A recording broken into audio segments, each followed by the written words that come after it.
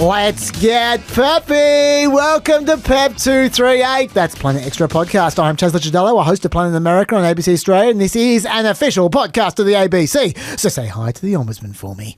On PEP, we cover all the stuff that's too nerdy for TV. If you're listening, you can find us on YouTube at the PEP with Chaz and Dr. Dave channel, and you can find highlights there as well. And we're on Facebook at the Chaz from Planet America channel. You'll also find timestamps and show notes in our blurbs. And if you leave a comment on our current episode video, we're likely to see it. You can also tweet us or blue sky us at PEPCHASDRDAVE. That's at PepChaz Dr. Dave. If you want to chat to some fellow peppers, you can join our Discord server. It's on the screen now or in the blurb of the podcast. But if you want to contact me or Lockie the Lackey privately, well, maybe not Lockie the Lackey, but me privately, why not email us? The address is producer@pepthepodcast.com. The address again is producer@pepthepodcast.com. And yes, I am reading those emails at the moment. As someone on the Discord said, nature is healing. Just at the end of the year, when we go on holiday, I'll start replying to them. And do not forget to subscribe for all that peppy goodness. It all helps. We're recording this at 3:05 p.m. on Friday Arvo or 12:05 a.m. on Friday morning East Coast time. But for now, let's turn to in the doctor's chair there, ably occupied last pod by Dr. Emma. Let's turn to the man who will never raise the stakes in inconsequential views. I speak, of course, about Dr. Pepper himself, Dr. Dave. Thank you very much, and thanks to Emma for her fantastic performance a couple of days ago. Chaz, that intro, at one point, that was horse race speed. That was a great tribute to the Melbourne Cup. Yes, of course, it's getting close. And not a single horse died, as far as I'm aware, in the course of that intro. It just smells like one did. Anyway, as for my intro, I am Dr. David Smith. I'm an associate professor at the United States Study Centre at the University of Sydney, but I do not speak for either of those institutions. I speak only for myself. But I am actually going to say something on behalf of the University of Sydney. On November 8th, it is the University of Sydney's Community Festival, celebrating 175 years of the University of Sydney. Now, as this is a free event, this is not a commercial plug, but I wanted specifically to say that Chaz and I are doing an event there from 2:15 p.m. to 3:15 p.m. I think it's called Trump and Global Chaos or something like that. So that's tomorrow, isn't it? No, November 8th. November 8th, sorry. Okay. Yeah. Now, I'm telling you this, firstly, because if you're in Sydney, we'd love you to come along. Yeah. Second, to remind Chaz that he's actually doing this. Thank you. And of the date and time. So that's November 8th, 2:15 to 3:15 p.m. We will put the link to the community festival in the website, and you can register for free if you want to come along. Yes, I'll put in the homework as well. What the hell? Yep. And can I say as well, even though we were booked seemingly 8 years ago for that, we were booked a long time ago. Yeah, we have been preparing the entire time. It's going to be so good. It is going to be so good. Yes.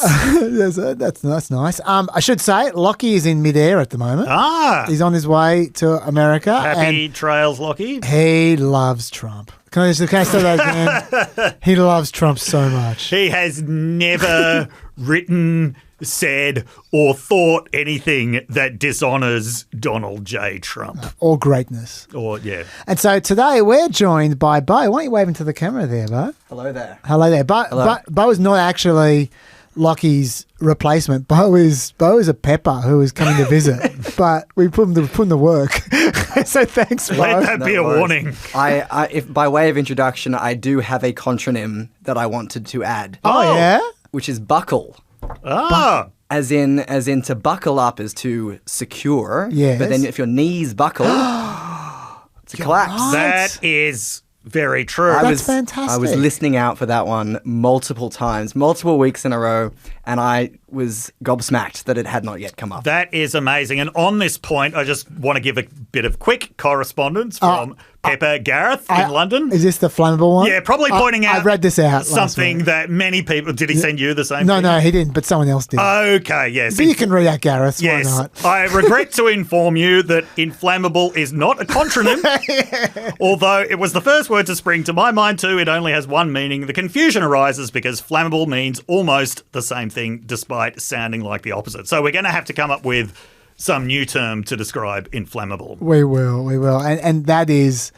That's, of course, not suggesting that Dr. Dave didn't listen to the last pod. Yes. Even though he pretended he did a couple of minutes ago. So he just tuned out at that moment when we read that's right. Correspondence inflammable. We've got more correspondence, Dave, so pay attention to that. Yes. Before we do that, yes, we need to talk about the grateful. Well, we've got one more piece of PEP family news before we move on. Oh, you're right. I forgot to mention. Yes, Melina. Congratulations, Melina. I probably should have asked you before I announced on PEP that you have successfully had a son. Yes. A bouncing baby boy. Yes. Congratulations to Melina. The mother is healthy, and that's important. I'm sure the baby's also already a Pepper. Hello. Hello, welcome to the world. I'm Dr. Dave, and that's Uncle Radis. Don't climb back in. Wait, Dave, you're doing terrible things to that poor kid. Although introducing me as Raz is pretty cool. I did like that. Now we've done that. I'm sorry, Melanie, if you didn't want everyone to know, but you did to tell me I could tell. We do edit this before it goes out. It's all right. But we should ask her. Yeah, we will. But you also told me I could tell everyone at the office, and these are kind of our office mates. Yeah. In a way. Dave, what are you grateful for? I am grateful for the Major League Baseball World Series. Okay. This one is actually living up to the hype. And in particular, Shohei Ohtani has lived up to the hype. There is just something very special about watching somebody who is increasingly regarded as the best to ever play the game just doing his thing. In the lead up to the World Series, in the final game of the NL Championship Series, which is like the semi-finals, he pitched 6 shutout innings, getting 10 strikes, and he hit 3 home runs in the same game. Now, if you're not familiar with baseball at all, it's very rare for anyone to be a starting pitcher and an offensive weapon at the same time. And he's extremely good at both. I mean, as far as offensive weapons go, might be the best in history, but he's also a very, very good starting pitcher. So that is an incredible contribution to make. Some have described that as the greatest single performance in a baseball game in history. Certainly there are very, very few others like it. Then in Game 3 of the World Series, which went for 18 innings, this game went for 7 hours. Like, I started just following it online at 11 in the morning, and it was on in the pub when I went there at 6 at night. So it went for 18 innings. So 3 a.m. Yeah. That's good value. Yeah. And I mean, standard baseball game is 9 innings. So basically this was an entire extra game. Shohei Ohtani reached base 9 times, which is a record for the postseason. Not only did he hit a rather absurd 3 home runs in that, the Blue Jays stopped actually pitching to him. So they just started intentionally walking him, because the game went on for so long, they walked him 5 times. Wow. So, yeah, it's the first time anyone has reached base 9 times in a postseason game. So he really is just incredible to watch. If you Google Shohei Ohtani dog, you'll see some incredibly cute footage of him sending his dog to retrieve, to retrieve a baseball. He's just great. But having said all that, it's the Blue Jays who are 3-2 up in this series. Usually if a team gets beaten in heartbreaking fashion in 18 innings, they're kind of screwed for the rest of the series. But the Blue Jays came back to win the next 2 in Los Angeles, so they are in the driver's seat now. And this has just all been incredibly entertaining. That's one hell of a grateful. I got to say, I'm a little bit surprised. Yep. that there aren't more whatever they call all-rounders in baseball. Pitching is an incredibly physically demanding thing to do. Yeah, I suppose that makes sense. Because I was just going to say that like with cricket, say, like batting is very, very just completely different skills, completely different everything to bowling, right? Whereas with baseball, if you can throw a ball hard, you think you could swing a bat hard. You can, and Shohei Ohtani's evidence that you can do it. But there's such different specializations, and they're both so physically demanding that just very few people do both. Babe Ruth famously did it, and he's regarded as one of the all-time greats. There have been a few two-way players, but most of them have sunk into obscurity. So I was reading after that Ohtani game, there was actually somebody who hit 4 home runs in a game where he also pitched into the 9th inning or something like that. But that was in a regular season game, and I can't even remember this person's name. So very few people do it very well at a high level. Yeah. Well, I'm grateful for it. Look, there's been a bit of focus lately on signs of aging from Donald Trump. Obviously, particular left are trying to do to him what got done to Biden, and it's pretty obvious what's going on there. And let's face it, he's had a few senior moments recently. I don't think they've been a big deal. Like with Biden, like we went through this for years, Dave, you'll recall. I like seeing unambiguously senior moments, and I know you are the same. Like I don't like those ambiguous ones where where parsons are desperately reaching with uncharitable explanations, and it's. And you look at it and you go, well, there's no doubt that person is something. I like that. Okay. Right?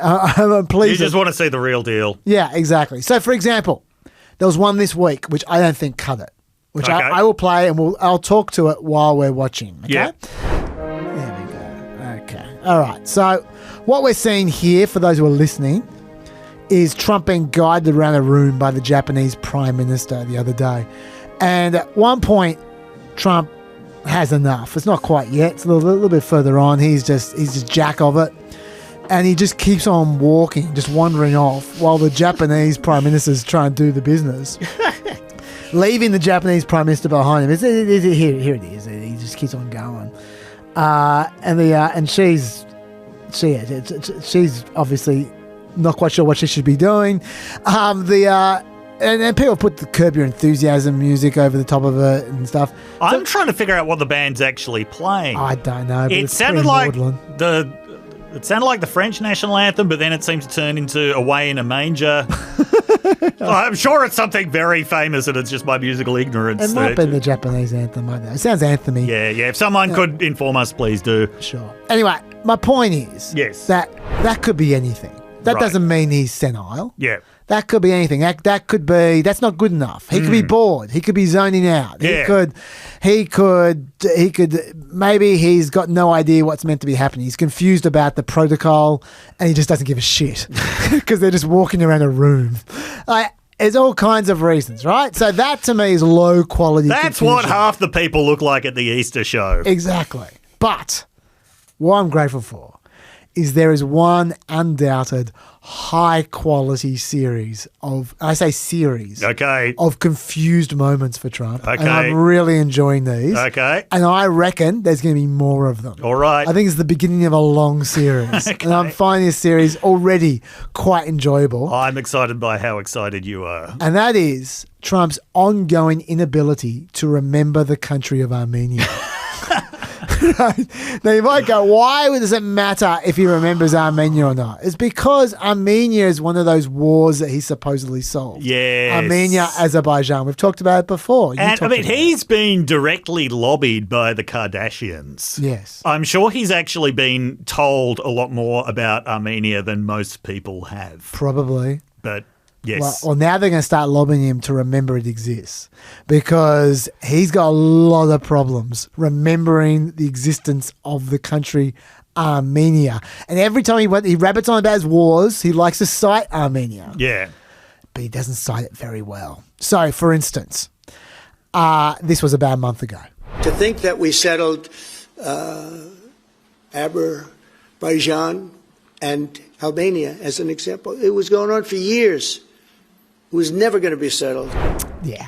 Now, there's a reason that famous conflict between Azerbaijan and Albania was never going to be settled. It's because one country's fictional and the other one's in the Balkans.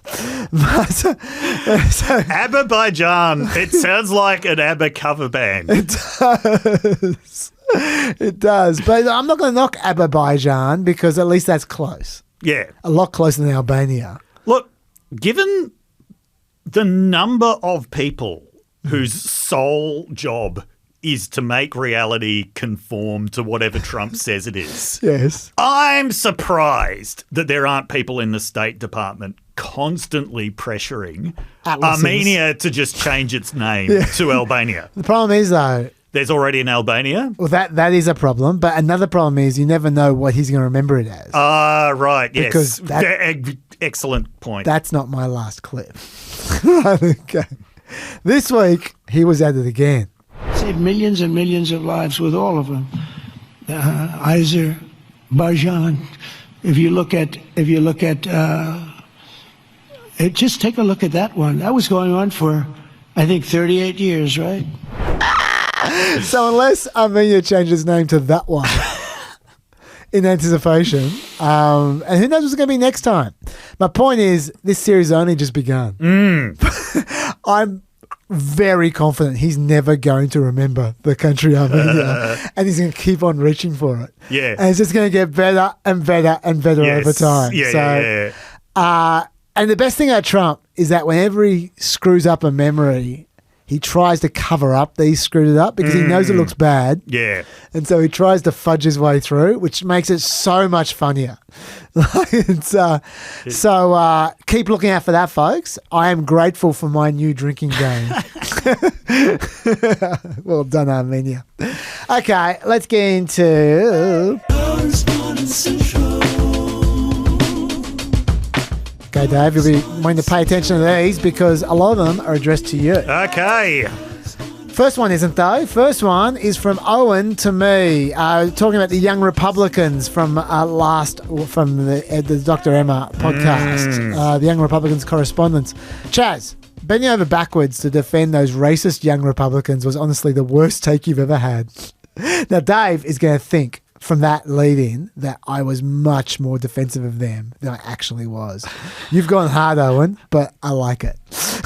So, I agree. They are joking in inverted commas when they talk about... Every time I leave him unsupervised, It wasn't that bad. the next correspondence is something like this.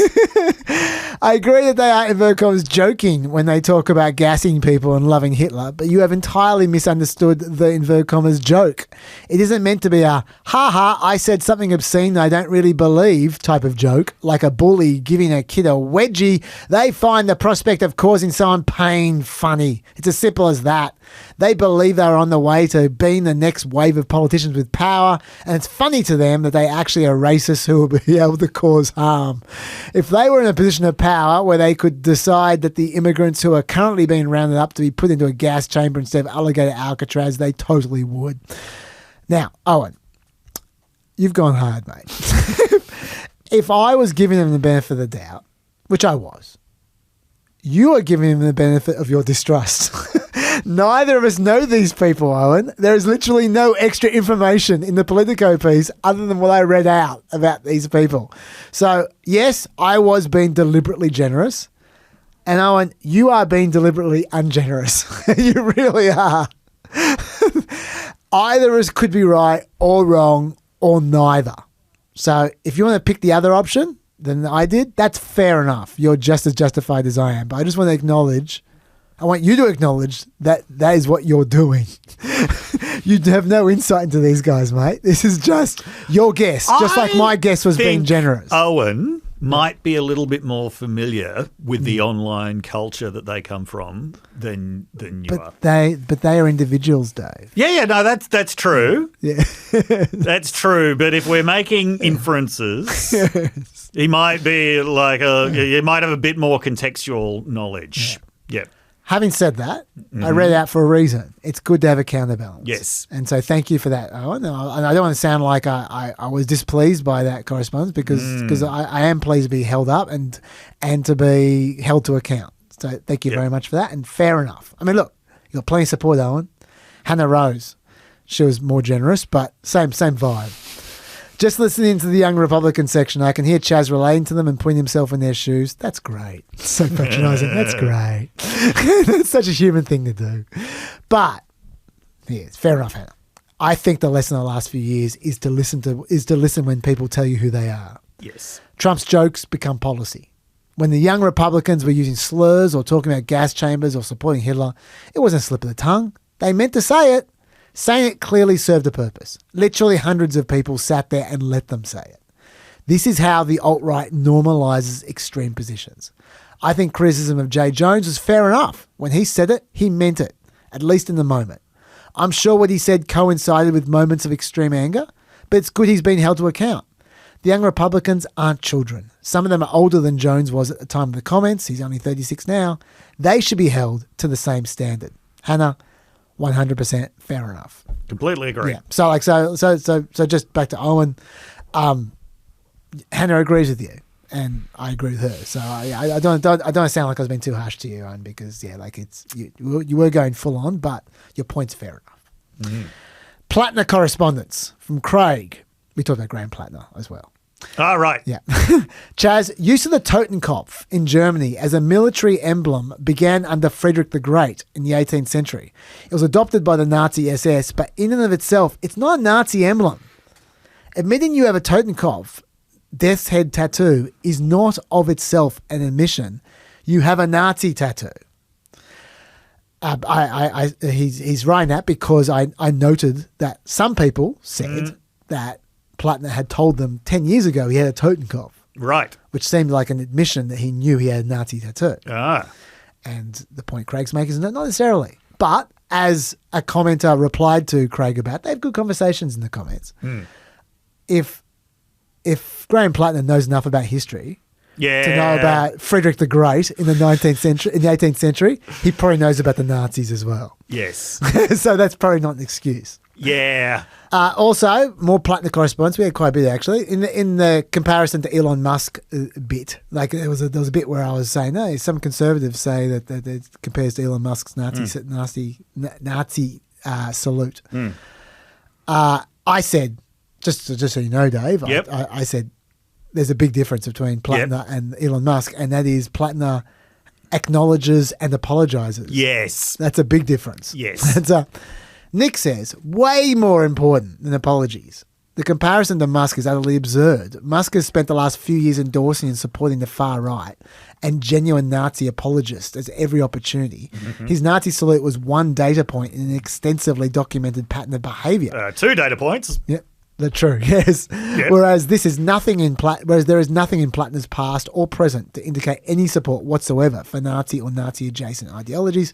In fact, quite the opposite, considering he spent his decade of shitposting consistently promoting left-wing ideology and is currently running as a left-wing candidate.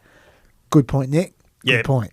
And while Nick's running hot on Platner, he had a lot to say about Platner, Nick. Yeah. And there's all good stuff, so I'll just keep on reading. I think Platner's a case study in whether we can have politicians who have led messy, complicated lives. Because more than his speaking skills or his charisma, it's his bio that's compelling. He served in America's pointless wars. He experienced a military-industrial complex grift. He was exactly the kind of rootless, angry guy that's causing so much trouble in American politics at the moment. And he found a better way. This story, in my opinion, is also pretty good evidence of his bona fides in terms of political integrity, restoring trust in politics. If he was just interested in politics to gain personal status or power, it would have been very easy to join the Republicans. They obviously control nearly all of the power, money, and cultural influence in America at the moment. And they love dudes like him. Arguably, a Nazi tattoo would help him with the base, though that's a different topic. So the fact that he's joined the feckless opposition party in an increasingly authoritarian regime, to me, indicates he's a true believer. Otherwise, why push shit uphill with the Democrats? I think policy agenda is the axis of trust that Democrat voters ultimately care about, and I certainly trust that he would use his vote in the Senate to support universal health care, for example. I thought that was an absolute smashing comment. Yeah. Look, not enough people acknowledge I was drunk as an excuse for things. It's always like, oh, I was having unfamiliar medication, which, mixed with that half a glass of wine I had, and that's why I did all those things that I am truly sorry for. No, he's just no, I was on a bender. Yeah. With my unit. Yes, he did. Yeah. He's not subtle about it. That's No. true. Finally, this is not just from Nick, it's from a few people, thought that I was being a little bit unfair when I was talking about Platner. I said that the only thing he hasn't gone back on from his shitposting days was talking about black people not tipping. Right. I said he's never gone back on that one.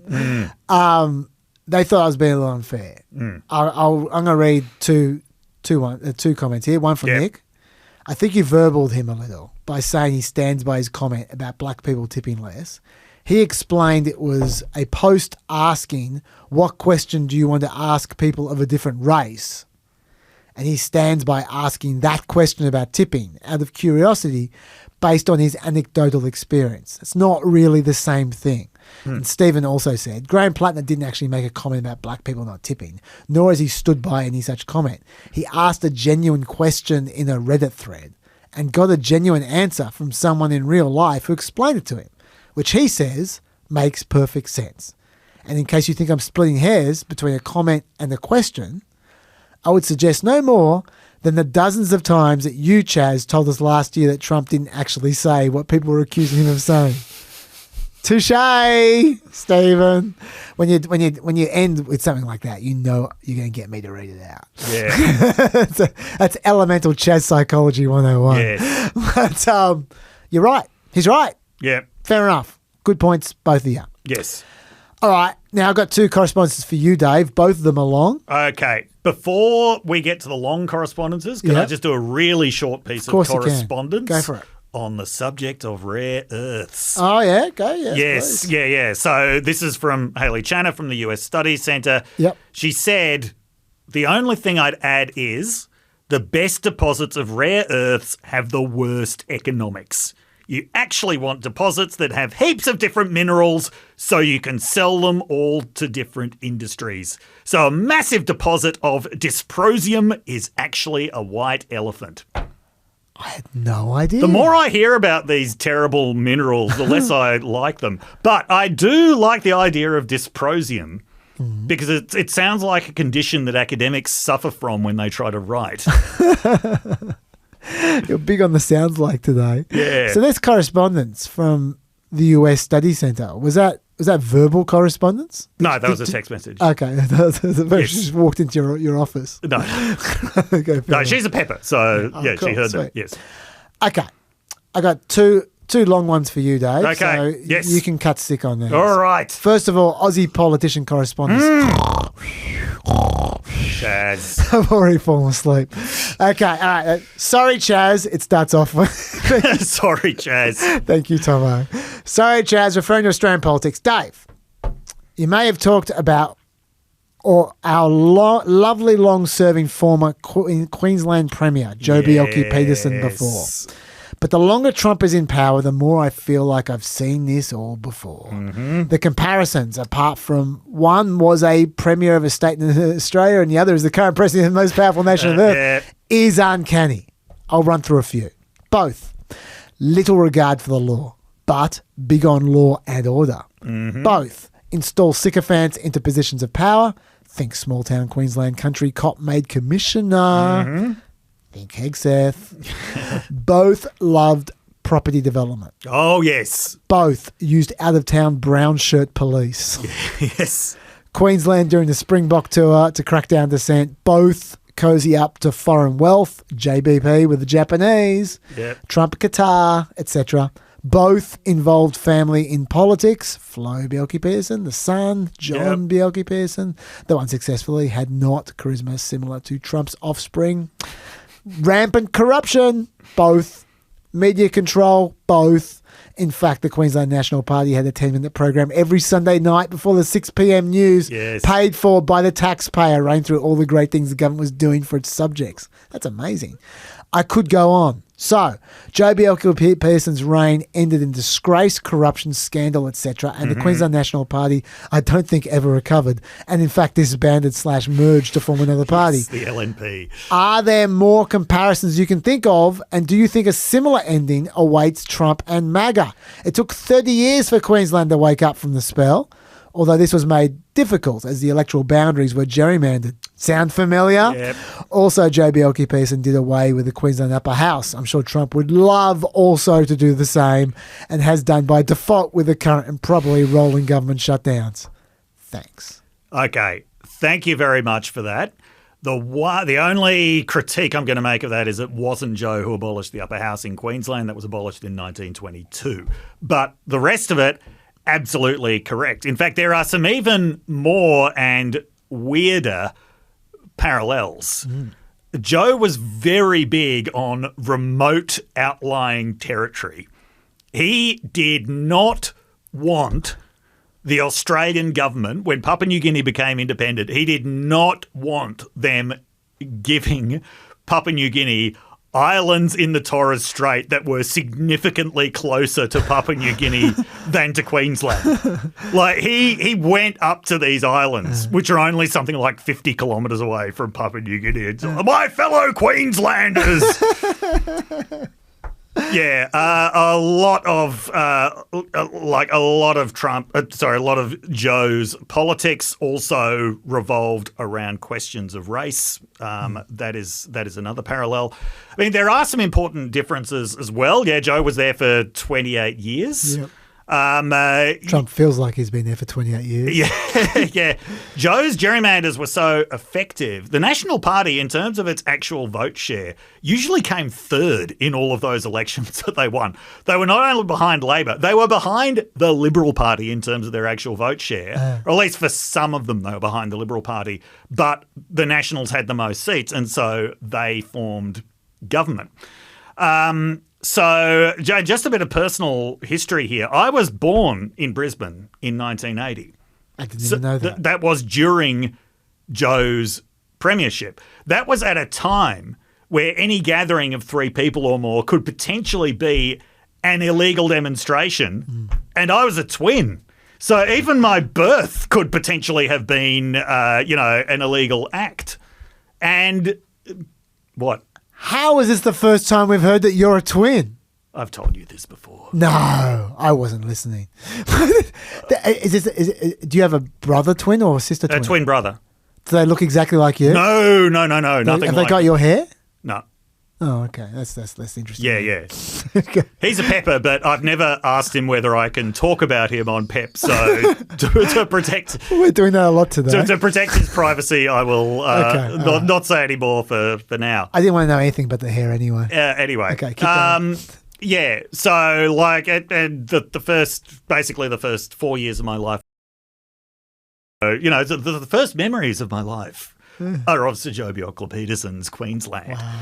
Now, the best bit about Sir Joe Bjelke-Petersen's entire reign was when, the senile developerocracy that supported him somehow got it into his head that it would be a good idea for him to run for Prime Minister. Yes, I remember that. So this was the Joe for Canberra or Joe for PM campaign of 1987. Now, you might think, how would this work? And the answer is no one ever really thought that through very well, because he couldn't get the National Party, like the National Party, to split from the coalition. No. So the Queensland National Party was seen as very much its own thing. So that would mean having to assemble his own political party with its own slate of candidates that would then hopefully get enough National Party defectors, maybe some Liberal Party defectors. And there were just so many idiots telling him that this was a good idea. There was also the Liberal Premier of Tasmania, Robin Gray. He was the only other Premier who somewhat mischievously, I think, was encouraging him to do this. Anyway, this, it never had a chance of happening. But it was really enough to mess John Howard up in that 1987 election. Bob Hawke called the election while, this is my favourite detail, while Sir Joe was out of the country, not on important, international business, like getting more money from Japan. No, he was on holiday in Disneyland. So he wasn't even there. And suddenly all of his allies were running around trying to find potential candidates, and they didn't. And, the entire thing fell apart. And so, yeah, even though it was corruption scandals that brought him down, that was kind of that was the beginning of the end. Look. Also, Australia wasn't gerrymandered. It was Queensland. Yeah, it wasn't as gerrymandered as Queensland was. Look, no, I don't think it's going to. I don't think it's going to end the same way, despite the fact there are still more parallels. What was speech patterns? Like Joe never finished a sentence. Yes, and Joe had all of these very senior sounding catchphrases. His most famous one was when he was asked a difficult question in the media. He would say, "Now, don't you worry about that." Yeah. Yeah, I've got to say, Flo Bjelke-Petersen was a way more prominent celebrity in Queensland than Melania Trump has ever been. I remember trips back to Queensland, the number of houses we went to where someone had a tea towel with Flo's pumpkin scones recipe. Yeah, but it's not going to end in the same way, and that is simply because of the presidential system. He will serve out that full term. He will probably leave after that term for reasons we've discussed. He's not facing legal jeopardy. And but let's put it this way, he will never be held to account for most of the stuff he's done, whereas Bjelke-Petersen was held to account for at least some of the stuff that he's done. Sorry, that might not be the answer you wanted, but... No, it's fair enough. That's just how it is. But I'm really glad you said that, because in the course I teach on comparing America and Australia on social issues, for years I had this slide at the end of a lecture saying maybe we've already had our Trump, with a picture of Joe in a TV interview looking somewhat Trump-esque. Good thinking, Tomo. Well done. You're in simpatico with Dr. Dave. Well, again to the updates. Okay. Let's start with a shutdown update. Okay. All right. Going into this week, the polling was still pretty much a non-event. Quinnipiac had 45% of registered voters thinking Republicans are more responsible for the shutdown, 39% thinking Democrats are more responsible, 11% saying both. Reuters found 50% see the Republican congressional leadership deserving more blame, 43% said they see the Democratic congressional leadership deserving more blame. So generally speaking, people are blaming Republicans a little more, but and look, if we're being fair, the Democrats are the ones who chose this shutdown to occur. So, that's just a fact. Yeah, the Democrats are the ones who started this shutdown. I'm not saying they don't have a good reason to, but factually they did. And so the fact that Republicans are getting a little more of the blame, that's a good result for the Democrats, really, but it's not costing anyone anything. It's basically 50-50. I did speak until now about how there simply hadn't been a serious victim of this shutdown so far. Yes. Who was going to particularly hurt one side or the other. Yep. And that's the kind of thing that ends shutdowns, when there's a victim that hurts. Yes. Right? And if it starts hurting one of the sides, either through polling or through a victim of one of their favoured groups, then you get the end of the shutdown. And I was saying this could go forever if we don't have a victim soon. Yep. Well, last week, Trump avoided one of his groups being hurt, which was the military. They were about to miss out on their paycheck. He juggled the money probably illegally to take care of that. And so he avoided one of his favourite groups being hurt. Well, this week, the shoe was on the other foot. There were Democrat groups being hurt, but they have no way of helping their favoured groups because they're not president. So about 1.4 million civilian federal employees missed a paycheck in the last week. About half of them are at home, furloughed, but about half of them have been deemed essential workers and they're working for nothing. And this hurts the Democrats because for the first time, those workers, their union has abandoned the shutdown. Yeah. At the beginning, the union was on board. But the American Federation of Government Employees, the largest federal workers union representing 800,000 federal workers, which until now supported the Democrats, broke ranks. AFGH President Everett Kelly wrote, both political parties have made their point and still there's no clear end in sight. It's time to pass a clean continuing resolution and end this shutdown today. No half measures, no gamesmanship. Now, according to Semaphore, Dick Durbin, who is the number 2 Democrat in the Senate, said their call to end the shutdown had a lot of impact. It's something we'll be discussing this week. I'm not announcing any change in my position at this time, but they're our friends. We take them seriously. Yeah. Okay. Dave, how much difference do you think it makes that the union has turned against it? It does make a significant difference. Yeah. Because prior to this, the line was they're going to sack federal employees anyway. Yep. That was the line coming from Democrats representing Maryland and Virginia, where a lot of federal employees live. Yep. Now those federal employees are lining up at the food banks. Yep. It's all a bit more real, and I think it's not just that the union has turned against them, and I mean Democrats are probably conscious that they should listen more to unions, that might be might be a path back to power, but it's also now. It has gone for a long time. The point of standing up to Trump has been made, and they're not really achieving anything else with this shutdown. So I think coming at this time, I think that it could have an impact, and there will certainly be Democrats who want to keep it going. But I can see why the Dick Durbins of the world are now contemplating saying that's enough. It doesn't end there though, Dave. There's more. About 13,000 air traffic controllers have just missed paychecks as well. Yep.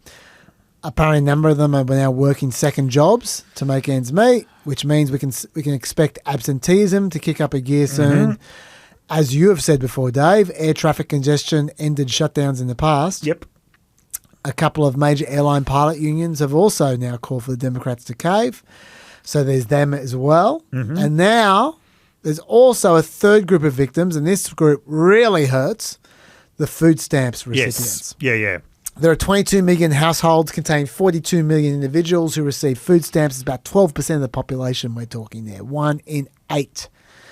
39% of SNAP recipients are children, and they're receiving those food stamps because they don't make much money. Cutting those payments would single-handedly push 2.9 million people into poverty instantly. 1.1 million children, 1.3 million working age adults, 500,000 seniors.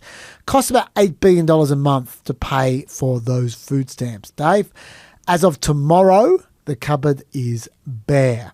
The way it works in America is the US Department of Agriculture hands money to the states and they pay out the food stamps, which means some states might be able to fill the gap for a short period of time. But those states aren't getting paid back. No. So it's probably not going to happen a lot. So it means a lot of people are about to go hungry. That's what that means. What Democrats have been focusing on, though, has been the availability of what they refer to as contingency funds to keep the food stamps going a little bit longer. In particular, they've noted there's a $5 to $6 billion contingency fund sitting there not being used right now while the food stamps aren't being paid out. Mike Johnson says it's not that easy. This is what he has to say. Well, look, I can tell you the administration has worked, as you all know, very creatively and very hard to limit the pain on the Americans because of the Democrats' shutdown. And the SNAP benefits is a unique situation. I got a summary of the whole legal analysis, and it certainly looks legitimate to me. The contingency funds are not legally available to cover the benefits right now. The reason is because it's a finite source of funds. It was appropriated by Congress, and if they transfer funds from these other sources, it pulls it away immediately from school meals and infant formula. So it's a trade-off. Okay, look, that, like Mike Johnson often does, sounds very convincing if you have no idea what he's talking about. The problem didn't sound remotely convincing to me. No. It sounded like he was talking legalese, and you go, oh, this guy sounds like a lawyer and knows what he's doing. The problem is there used to be a shutdown plan. And when I say Yes. there used to be, I mean like a month ago. Yes. There used to be a shutdown plan which said something very different from what he was just saying. I'll read to you. There is a bona fide need to obligate benefits for October, the first month of the fiscal year, during or prior to the month of September, thereby guaranteeing that benefit funds are available for program operations even in the event of a government shutdown at the beginning of the fiscal year. In addition, congressional intent is evident that SNAP is food stamps, SNAP's operations should continue since the program has been provided with multi-year contingency funds that can be used for state administrative expenses to ensure that the state can also continue operations during a federal government shutdown. These multi-year contingency funds are also available to fund participant benefits in the event that a lapse occurs in the middle of the fiscal year. So the plan they used to have up until very recently was imagining that food stamps would be paid during the shutdown. Yes. That plan's been deleted from the USDA website in the last few weeks. You know what Mike Johnson actually looked like there? What's that? He looked like every boss everyone has ever had telling them, oh, the money's just not there. Yeah. Yes, he did. I mean, the thing is, this administration, and admittedly Mike Johnson is technically not part of the administration. Technically. Yes. This administration, their entire thing for the last 10 months has been, there are no constraints. What, legally that money's supposed to belong there? No, we can use it. Yes. This just doesn't sound convincing to anybody. When you project, I've got absolute unconstrained power and I can do whatever I want. Coming back to, oh, no, legally, we couldn't possibly use that money for that, doesn't sound convincing. That's a fair point. Yeah. That's a fair point. Can I say, though, Yeah. for those who are worried about things being deleted from the USDA website, Yes. never fear, because they replace what they deleted with something else. Ah, what was that? Let's have a look. It's a very, very, very big banner on their website that reads, Senate Democrats have now voted 12 times to not fund the food stamp program, also known as the Supplemental Nutrition Assistance Program, SNAP. Bottom line, the well is run dry. At this time, there'll be no benefits issued November 1. We are approaching an inflection point for Senate Democrats. They can continue to hold out for healthcare for illegal aliens and gender mutilation procedures, or reopen the government so mothers, babies, and the most vulnerable among us can receive critical nutrition assistance. That's on the government website. Something I've been thinking about is, Yes. like, has any administration ever produced more words than this one? More meaningless, repetitive words Yeah. and catchphrases, Yep. just constantly blasting it out to the public. Has any administration ever done it this much? I have to say, I think both the Obama and the Biden administration pumped out more words, but not the way that you just described. Yeah. No, I'm not talking about, pieces of legislation. Yeah, no, sure. I'm not talking about scientific guidelines. I'm not talking about meaningful plans. I'm just talking like words like that. Yeah, sure. Yeah. Yep.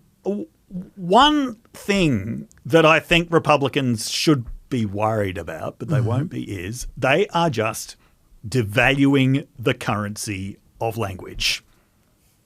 I think you're right. There are a lot of words that they use a lot that are not going to mean anything by the end of this administration. Now, one that we were talking about before is the word deal, Yeah. right? Deal in this administration means announcement. It means press conference. Yes.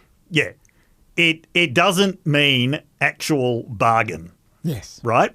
Because we're very used to now, if you actually read media reports saying, this is what Trump announced happened at the meeting. The other side, either says, no, that's not what happened, or have not confirmed any details, and we can't find anything written down anywhere. Yes. Okay, now, this works in the first year. right? There are a lot of credulous newspapers, some based in this country, who will say, look at this amazing deal that Trump has made. Has anyone ever made so many deals? Well, no one's ever announced as many deals as this. But by the end of this 4 years, the term deal is going to be completely meaningless. It's going to be a punchline. Now, I mean, I don't mind that personally, but there's all kinds of language that they are rapidly depreciating the currency. Anyway, just something to keep in mind. No, that's a fair call. I should also say, while we're talking about these contingency funds, going back to them, Yep. the actual legislation appropriate to contingency funds Yep. does not say what Mike Johnson says it says. Of course it doesn't. It says the Well, funds... legally it looks pretty watertight to me. Yeah, well, let me read you what it says and you can decide for yourself. The funds shall be placed in reserve for use only in such amounts and at such times as may become necessary to carry out program operations. That seems to me to explicitly include the shutdown. That does. So Democrats, the way they're trying to deal with this is they're trying to run a line that Republicans are deliberately starving people for political reasons. Yes. Because they're saying you could use the contingency fund and you're not using the contingency fund. I don't think that's going to work as an argument because even if they used the whole contingency fund as fast as they could, that's only going to keep food stamps going for 2 to 3 weeks. Yeah. Because it costs so much. Yeah. So that is how your pressure starts to build, Dave. Through awkward conversations like this one between Jake Tapper on CNN and House Rep Melanie Stansbury. Should the Democratic senators from New Mexico, your home state, vote to open the government so that these SNAP funds are not at risk? Let me be clear. The administration is choosing to starve American children with money that they already have appropriated. I'm not applauding their tactics. By the White House. Well, this is a choice by the White House. This they is are also, choosing Congresswoman, to this cut is off also a food choice assistance. by Senate Democrats No, to not it is vote to not. open the government. Yes, it is. I understand why they're doing it. They're doing it because they want Medicaid funds restored. They're doing it because they want Obamacare premiums to be extended past the end of the year. I understand the reasoning. Sir, let me just be clear. The money for contingency plans is sitting there. That is why the states are suing. The White House is withholding funds from 2 to 3 children weeks worth to of SNAP have funds. food. Yeah. Yeah, well, it may not be a big deal to you, but let me It is tell a big you deal that to for me. the grandparents, for grandparents It is a big deal that to me. literally are feeding their children. My point to is that not it's a have short-term money solution. In those accounts. It's it a doesn't short-term- matter. At the end of the day, people need to be able to feed their families, and Saturday is when those funds If you run feel out, so and strongly, we are fighting Congresswoman, to get why that not ask funding. the Senate Democrats from New Mexico to vote to open the government so that the SNAP funds... Sir, I am here in the House of Representatives. It is shut down. I am fighting to get the government reopened. I am fighting to get funding put back into SNAP that is already existent, and I am fighting for the American people. I am here. But show me a single Republican that is here. Not a single one is here to make sure that Americans are fed on Saturday. That is why I am here. Now, that last point of hers, of course, was a complete non sequitur. The Senate has a clean continuing resolution ready to go. You don't need the House Republicans to reopen the government. That is Mike Johnson's entire tactic. But does the SNAP situation make a difference to the shutdown? Yes, Dave? it does. Yeah, go on. Yes. This is why I think this is not going to be the longest shutdown of the Trump administrations. The longest one was 35 days. Yeah. I think this one is going to be over before that. They can say, that they put the gun not to our head, but like to the head of America with this. And under those circumstances, it's, it's terrible, but you've got to make sure that the victim lives. Yeah. I was thinking about Jean-Paul Sartre during that interview. Yes. Because, he pointed out, there's always a choice. And his example was people who were being tortured by the Nazis in the Second World War. There's always a choice. It's often between the unspeakable and the unthinkable, but there is always a choice. Yeah. it's very important to really pay attention to what politicians are saying when they claim that they have no choice about something. Sometimes they genuinely are legally constrained by things, and politicians should be legally constrained by things. But a lot of the time, even when you're legally constrained, you have the choice to break the law. There are plenty of American politicians who've got no problem with that. But even if we take legal constraints as something that politicians should follow, there's always a choice. Like in this situation, there is a choice. Saying I have no choice is a negotiating tactic. And Robert Putnam, in his great article about diplomacy as a two-level game, pointed out this is used in international negotiations all the time. Right? Leaders have to say, there's a very narrow range of things which my domestic audience would actually accept. That's, you tie your own hands so that you don't have to move your position.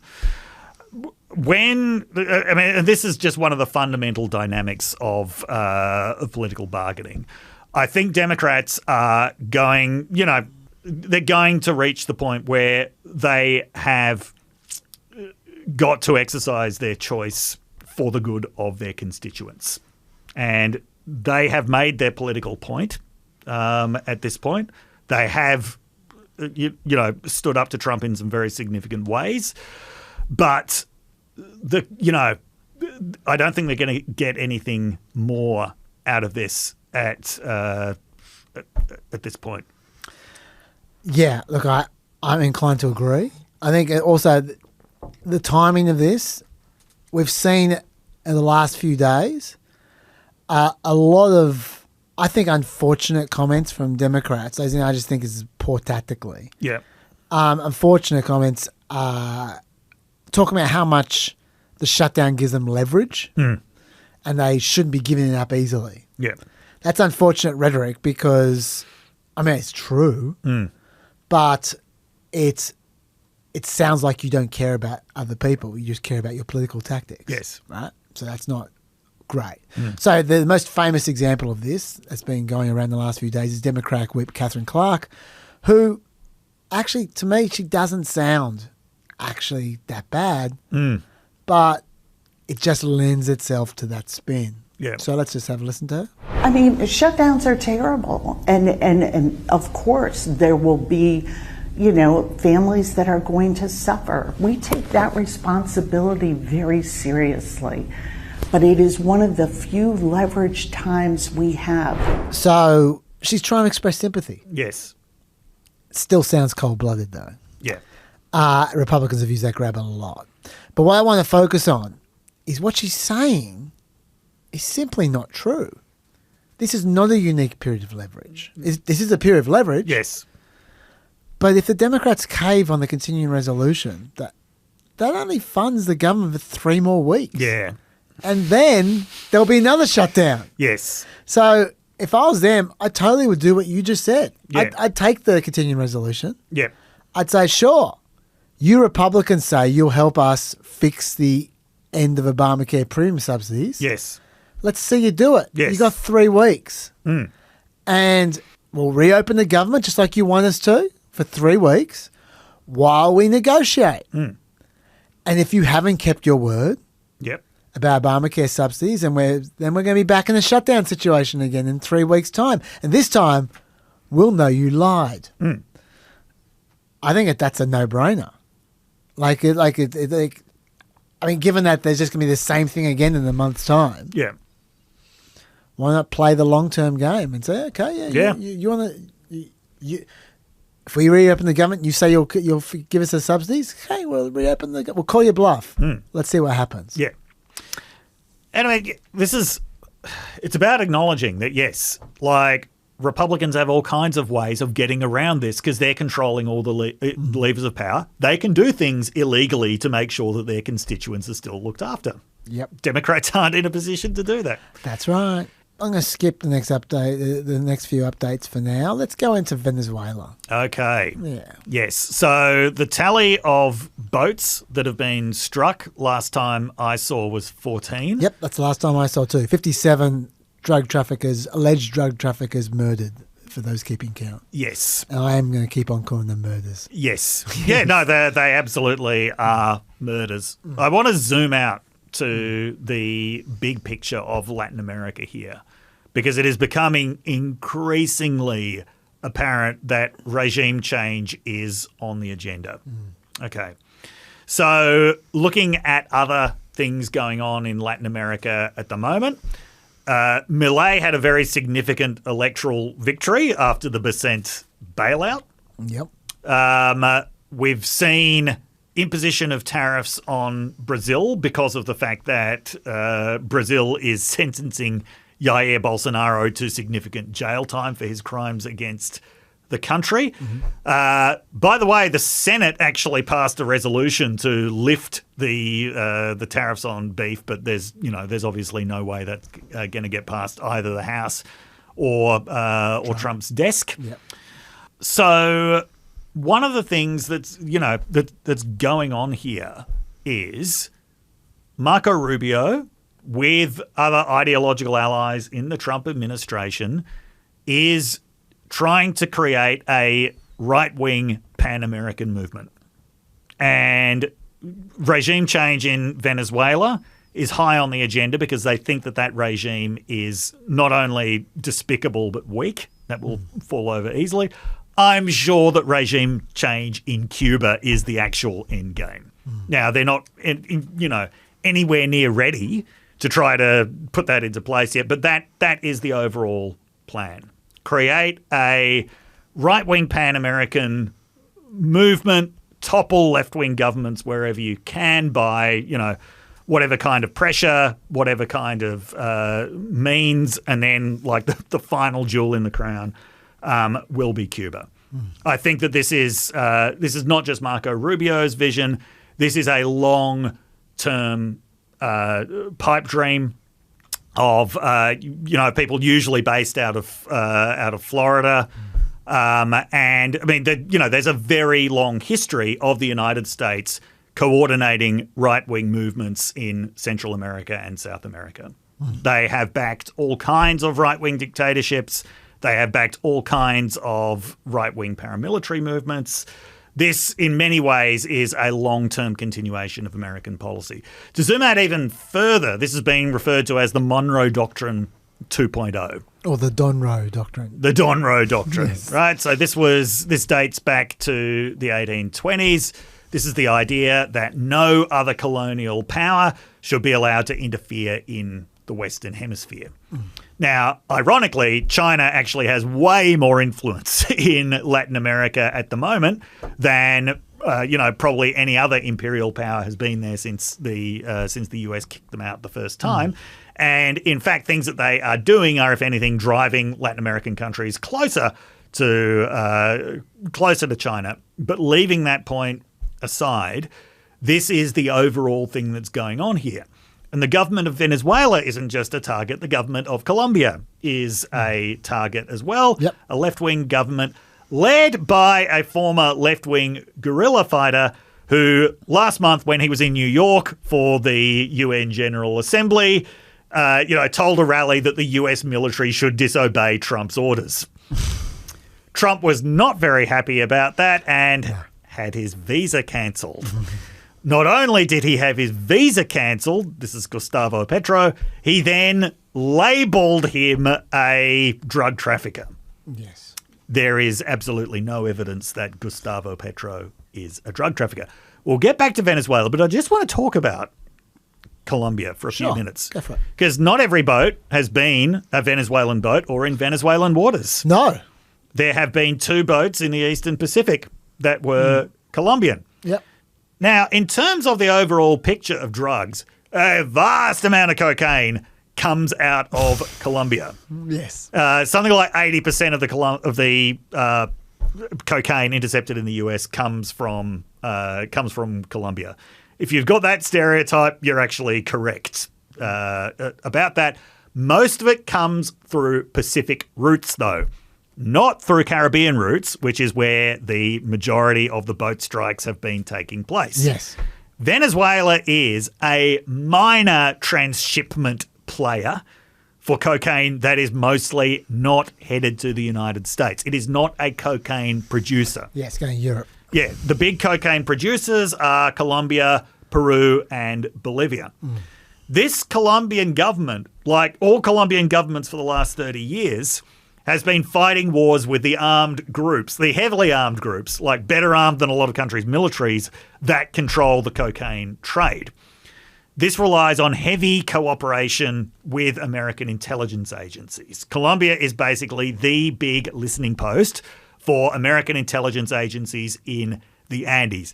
That cooperation, which has been formalized ever since the 90s, is incredibly important. Marco Rubio is now decertifying Colombia as an intelligence partner because of the fact that Trump has a vendetta against their president, who, for all of his anti-Trump rhetoric, has, like all other Colombian governments, been cooperating with the United States in the war against drug traffickers. Yep. And maybe that's why Marco Rubio was going out of his way to praise the Colombian military. I'm sure if Marco Rubio had his way, he wouldn't be decertifying the Colombian government, because that move, that potentially could do way more damage to the United States' efforts against drugs than any one of these boats that they are, randomly blowing up in the Caribbean. So if anything, they're actually hurting that effort. Okay, yeah. So going to Venezuela now, is that minor transshipment center. Like, this is very clearly a pretext for regime change, and certainly other things that the administration has been saying really indicate that regime change is the game. Well, let's look at some of the deployments in the area. Yes. So you got the Gerald R. Ford Carrier Strike Group deployed to Latin America, as well as their accompanying warships and attack planes. The Aircraft Carrier Strike Group is supposedly there to disrupt narcotics trafficking and countering narco-terrorism, according to Pentagon spokesperson Sean Parnell. My question is very simple. How? How are they going to stop tiny boats floating in the ocean? Yeah. It's an aircraft carrier. You might as well send a Death Star. It seems a bit of overkill. Yes. A drone will do. A drone has been doing. Yeah. But anyway, since late August, the US military has deployed about 10,000 troops to the Caribbean, about 6,600 on 8 warships, 3,500 in Puerto Rico. America hasn't sent this many ships to the Caribbean since the Cuban Missile Crisis. Yep. Nearly 14% of the US Navy's entire fleet is now positioned in the Caribbean. And about the same presence as America had in Iran just this June, just off the coast of Iran. So that's the kind of preparations we're seeing. And we're starting to see like training exercises with B-1 bombers. They flew within 50 miles of Venezuela earlier this week. Trump denied it ever happened, of course. Yeah. Even though the flights were tracked on radar, so that sounds kind of lame. So given that, like, it just makes no sense to move an aircraft carrier to the region. Yeah. For boats. Unless you're hoping or planning for a military coup to take place there, and you're basically saying, here's the support. Yeah. And you're saying to the Venezuelan government, do not try to fight back. I should say, on that note, they do have an air defense system. Yes. It maybe works as well as Iran's air defense system, for all we know. Yeah. Maduro says they have 5,000 Russian-made anti-aircraft missiles stationed around the country. That's what he says. Yep. He also says millions of men and women with rifles will march across the country if the United States were to attack on Venezuelan soil. Yes. And he's using the Vietnam analogy pretty heavily. I was wondering about that because I was thinking, I'm not sure the Carrier Strike Group would be too worried about guys marching around Venezuela with rifles. I assume it's not going to be a boots-on-the-ground invasion either. Anyway, it would be about shooting big guns. Yes. Presumably. Yeah. So what are your thoughts about that then? Well, Of course, they don't intend to have boots on the ground. Yeah. Doesn't mean there won't be boots on the ground. Oh. No, you never intend to have you never intend to have a full scale war. Yeah. Okay. Fair enough. All Right. right. But full scale wars have a way of happening anyway. Like if the coup happens and then suddenly there's a counter coup, what do you do then? Yeah, that's true. I tell you what's giving me the shits a little bit. Yep. It's that Pete Hegseth has decided that random drug dealers in the ocean are the new Al Qaeda. Yeah. Just every single tweet, he's reinforcing this. First one here, as you can see. Just as Al Qaeda waged war on our homeland, these cartels are waging war on our border and our people. There'll be no refuge or forgiveness, only justice. Then here's another example. These are not simply drug runners. These are narco-terrorists bringing death and destruction to our cities. These DTOs are the Al Qaeda of our hemisphere and will not escape justice. We will find them and we will kill them until the threat to the American people is extinguished. Can someone explain to me how they're not simply drug runners, but they've become narco-terrorists? Yes. That's not a word. It's just gibberish. Well, I mean, I've seen it used as a term before. The first time I saw the term narco-terrorism, right, it was actually describing something pretty specific that was going on in Mexico. Yeah. Which was these very demonstrative public killings or leaving corpses around as a way of intimidating governments. Okay, that's terrorism. Right, yeah. That is definitely like terroristic behaviour. It's achieving a political aim. I've seen people saying, "Oh, terrorism has to be motivated by ideology or religion." Nah, I think terrorism's a tool, and if the ultimate motivation is profit, it can still be terrorism. Okay. But that, I think, that does describe narco-terrorism. This is just drug trafficking. Yeah. Yeah. These people, they're not trying to kill anyone. They're just trying to avoid people. If it even is drug trafficking, we don't even know what these boats are doing. I think you'll find you're wrong. And I cite an impeccable source. Hegseth P. Hegseth P. Well, he says. Yeah. The department has spent over 2 decades defending other homelands. Now we're defending our own. These narco-terrorists have killed more Americans, Dr. Dave. So to quote Pam Bondi, media. Get this. They've killed more Americans than Al Qaeda, and they will be treated the same. We will track them, we will network them, and then we will hunt them and kill them. So is that the standard now? Drugs have killed a lot of people, Dave. So anyone involved with drug trafficking assumes responsibility for all drug deaths. I hope Philip Morris has a strong bunker. I hope Lockheed Martin's got a strong bunker. Yes. So you're wrong. So you can apologise to P. Hegseth whenever you want. I should say there's been one survivor as well. Yeah. That survivor, P. Hegseth tweeted about that as well. Regarding the survivor, US Southcom immediately initiated search and rescue, standard protocols. Mm-hmm. Mexican state and rescue authorities accepted the cases and assumed responsibility for coordinating the rescue. It's just like with Al Qaeda. Yeah. When you recover a terrorist alive, what do? Just let Mexico deal with it. They can do whatever they like with them.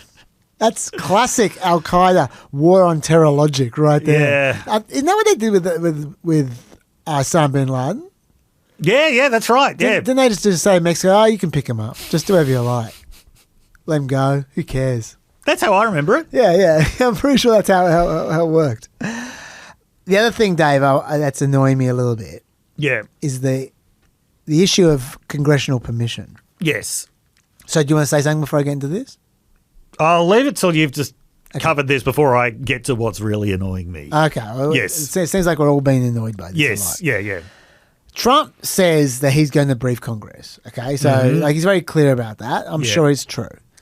But he's also clear he's not going to be asking for permission. He's just going to be telling them. Yes. Let's listen to that. Thank you, Mr. President. Yeah. A moment ago, you said that if Secretary Hegseth went to Congress and briefed them on the operations No, we against will these, go, I said. You will go. And We it would will be go. We're difficult gonna for them go. to object. I don't see any loss in going. No reason not to. You know, they'll always complain, oh, we should have gone. So we're going to definitely, I'd like to just tell you, let's go.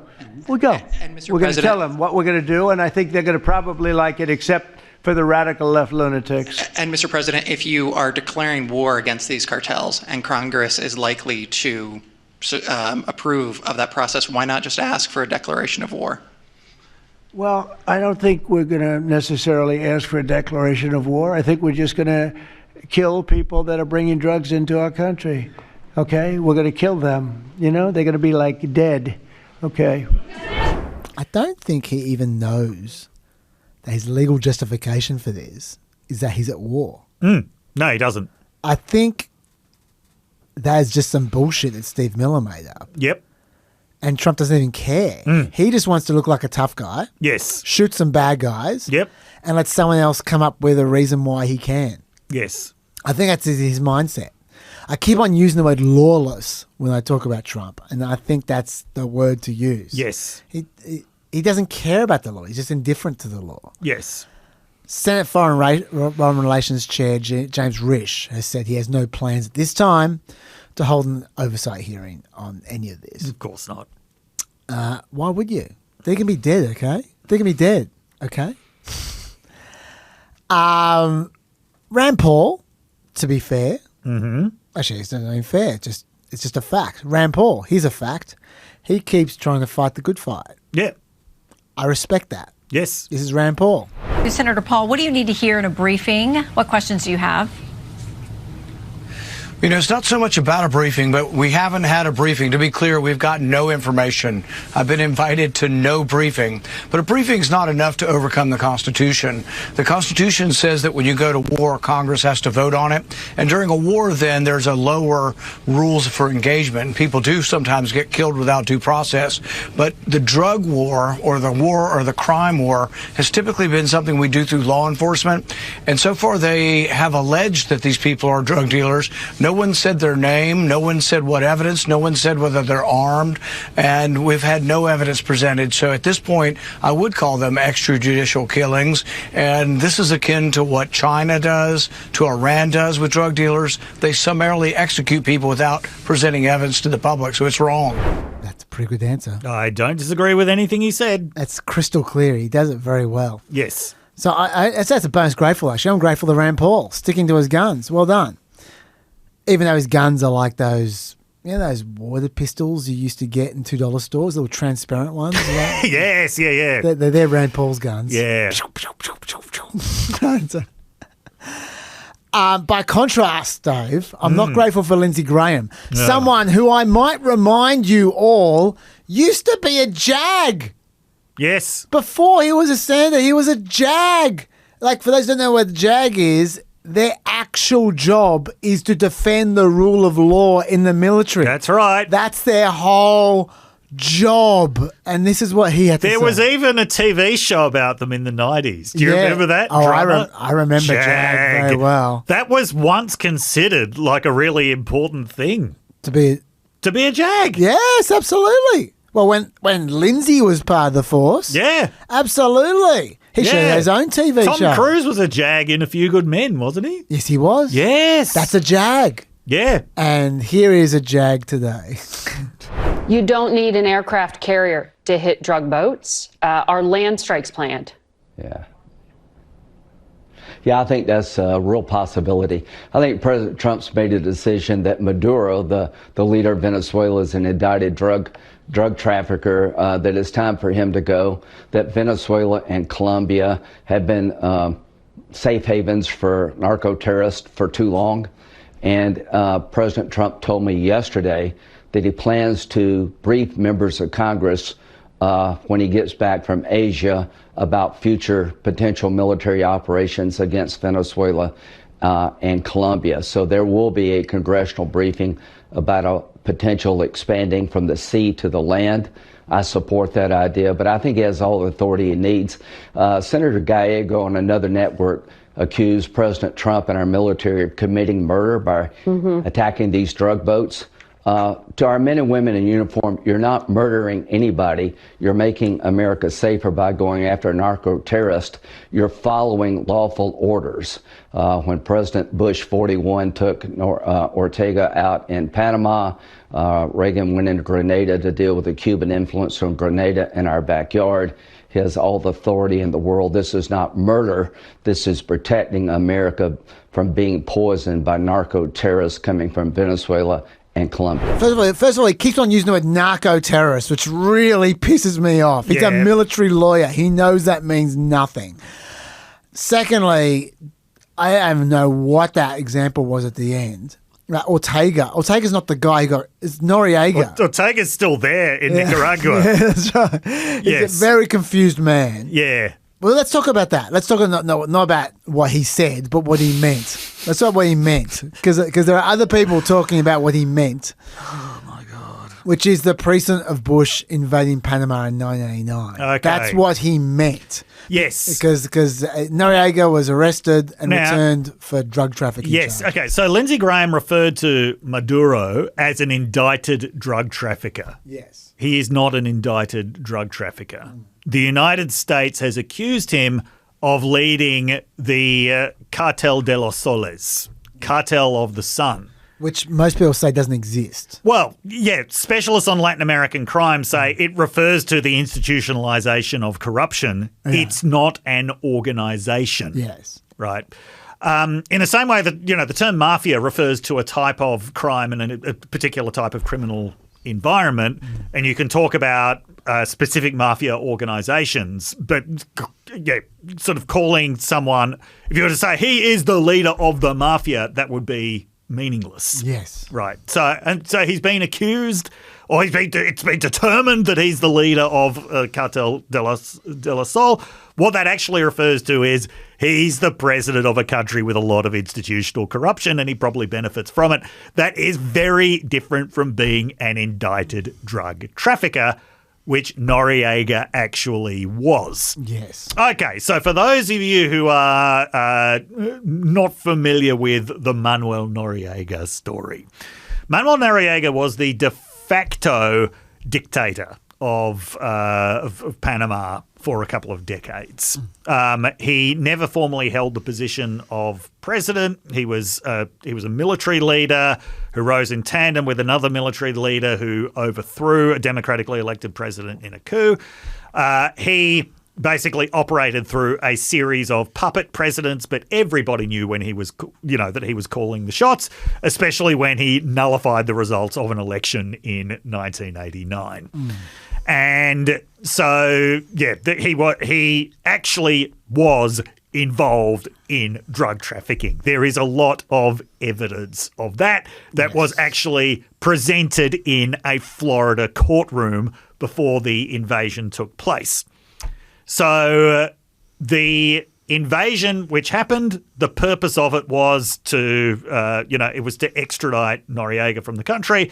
It was also to overthrow Noriega's puppet government, which it did. Yep. Interestingly, the United States didn't declare war. The Panamanian General Assembly declared war on the United States. Yes, they were responding to the Panama declaring war. Yes. So there was a war, an actual war. Now, admittedly, the Panamanian General Assembly was kind of pushed into it by the fact that, another key difference between Venezuela and Panama, the United States still controlled the Panama Canal Zone at that point, and it had a military garrison there. It had a treaty. So when it started building up its military garrison in the Panama Canal Zone, which made it rather easy to then overthrow the government militarily, that's when the Panamanian General Assembly declared war, and it was 20th of December. That war didn't last for very long. America, under its treaty... Yes. ...had the authority to take unilateral action to defend the Panama Canal against any threat. Mm-hmm. That's a very different situation. Pretty easy to construe that as a threat. Yeah. Yes. Yeah, and as you say, Panama had declared war on America already. Yes. America had a long-standing military presence. Yep. In Panama. Yep. You also another difference. Noriega, sorry, Maduro is trying to appease America. He's trying to be nice. He's trying to get along with them. Noriega was having a go at them. He wasn't trying to appease America. No. He's the one who declared the state of war. Mm. Well, the General Assembly declared the state of war, but he was pulling the strings on that one. Yeah, yes. totally. Yeah. And they just shot 3 American officers as well. That's what happened. Pretty provocative act. That's what happened just before America invaded Panama. So there's a lot of very different scenarios here than Venezuela. Another very different scenario. Okay, I'm not sure what the respective populations were then. Panama's population now is about 4.5 million. Yeah. Venezuela's is about 28.5 million. Yeah. It used to be bigger than that. Used to be nearly 36 million, but a lot of people do not like living in Venezuela. Yes. But still, very big population differential. Panama's armed forces during that war were 16,000. Yep. Where the US had 27,000 troops in Panama alone who were able to fight that war, and much better weaponry and air support and everything. The official armed forces personnel in Venezuela is 109,000 with an estimated 225,000 paramilitaries, more reservists. So some put the estimate of armed people who will fight for the government at 420,000. Okay.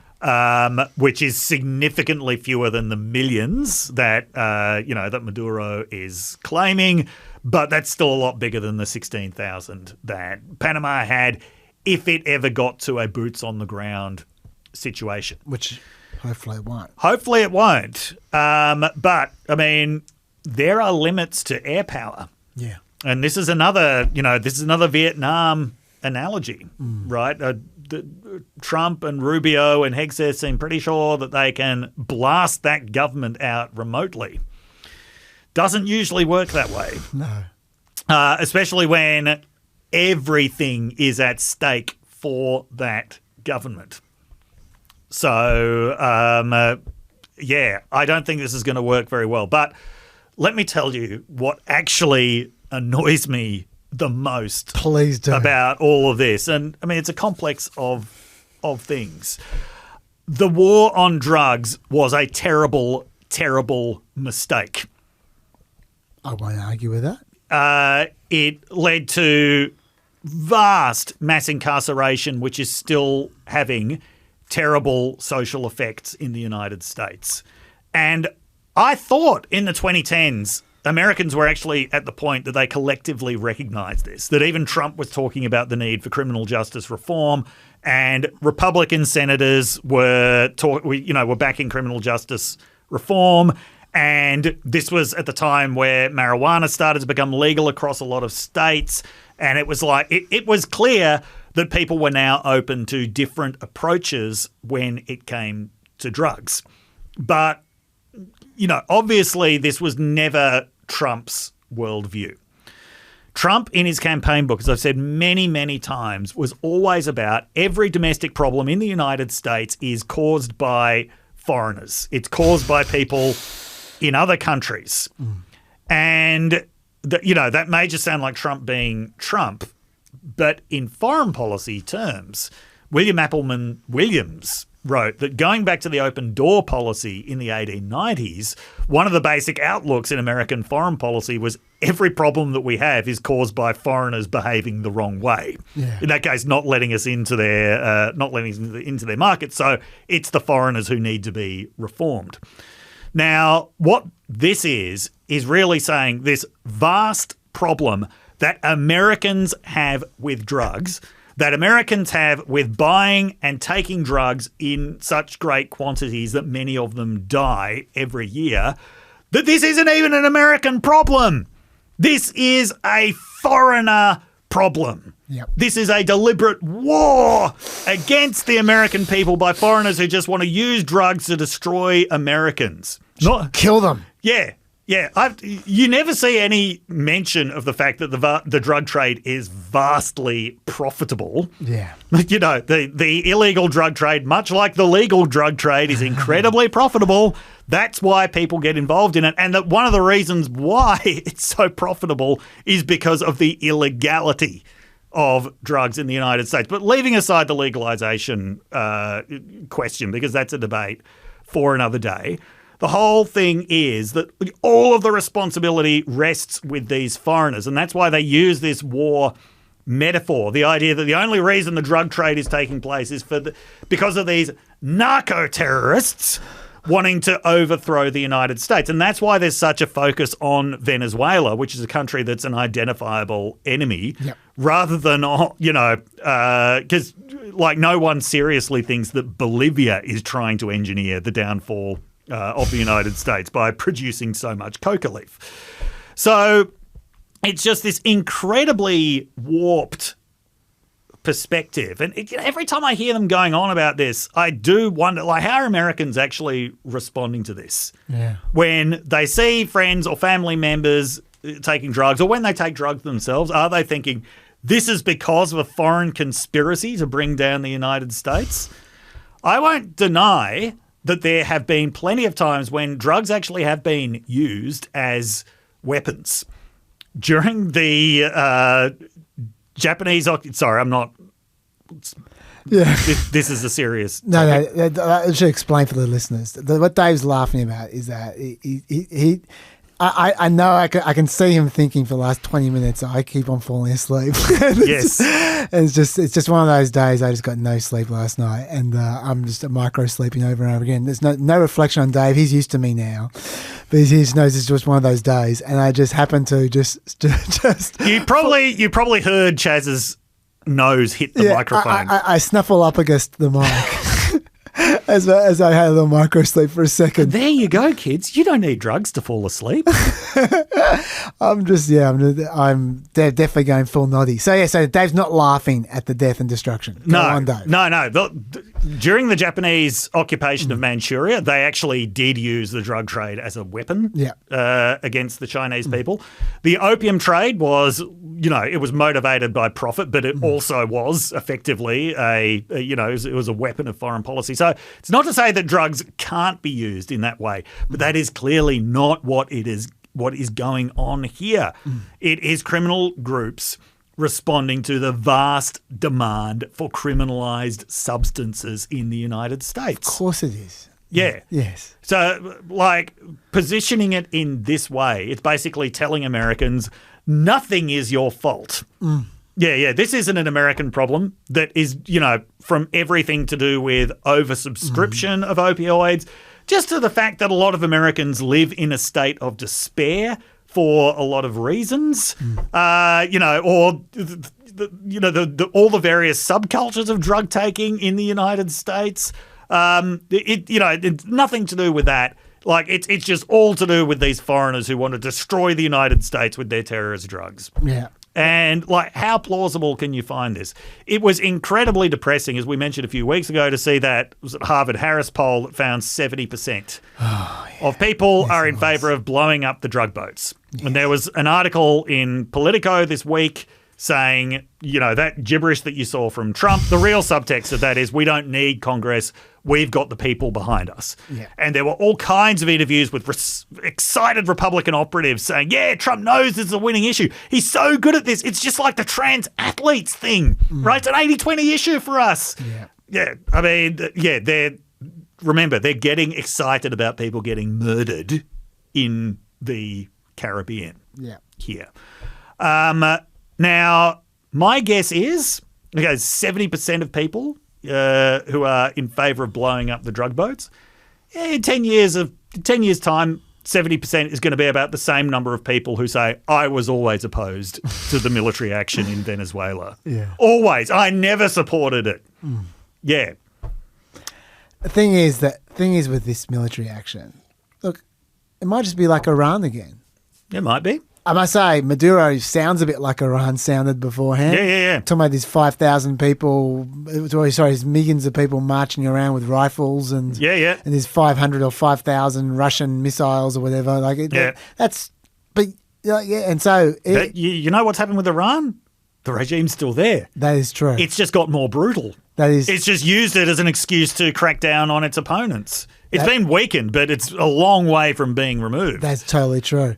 But also, I was just going to say that he sounds a little bit like Iran, but he also sounds like, as you hinted at before, what Vietnam sounded like at one point in time. You can go and bomb them a lot, but if you want to blast them out, you're just going to have to get involved. Yep. And Venezuela's a big country. It is.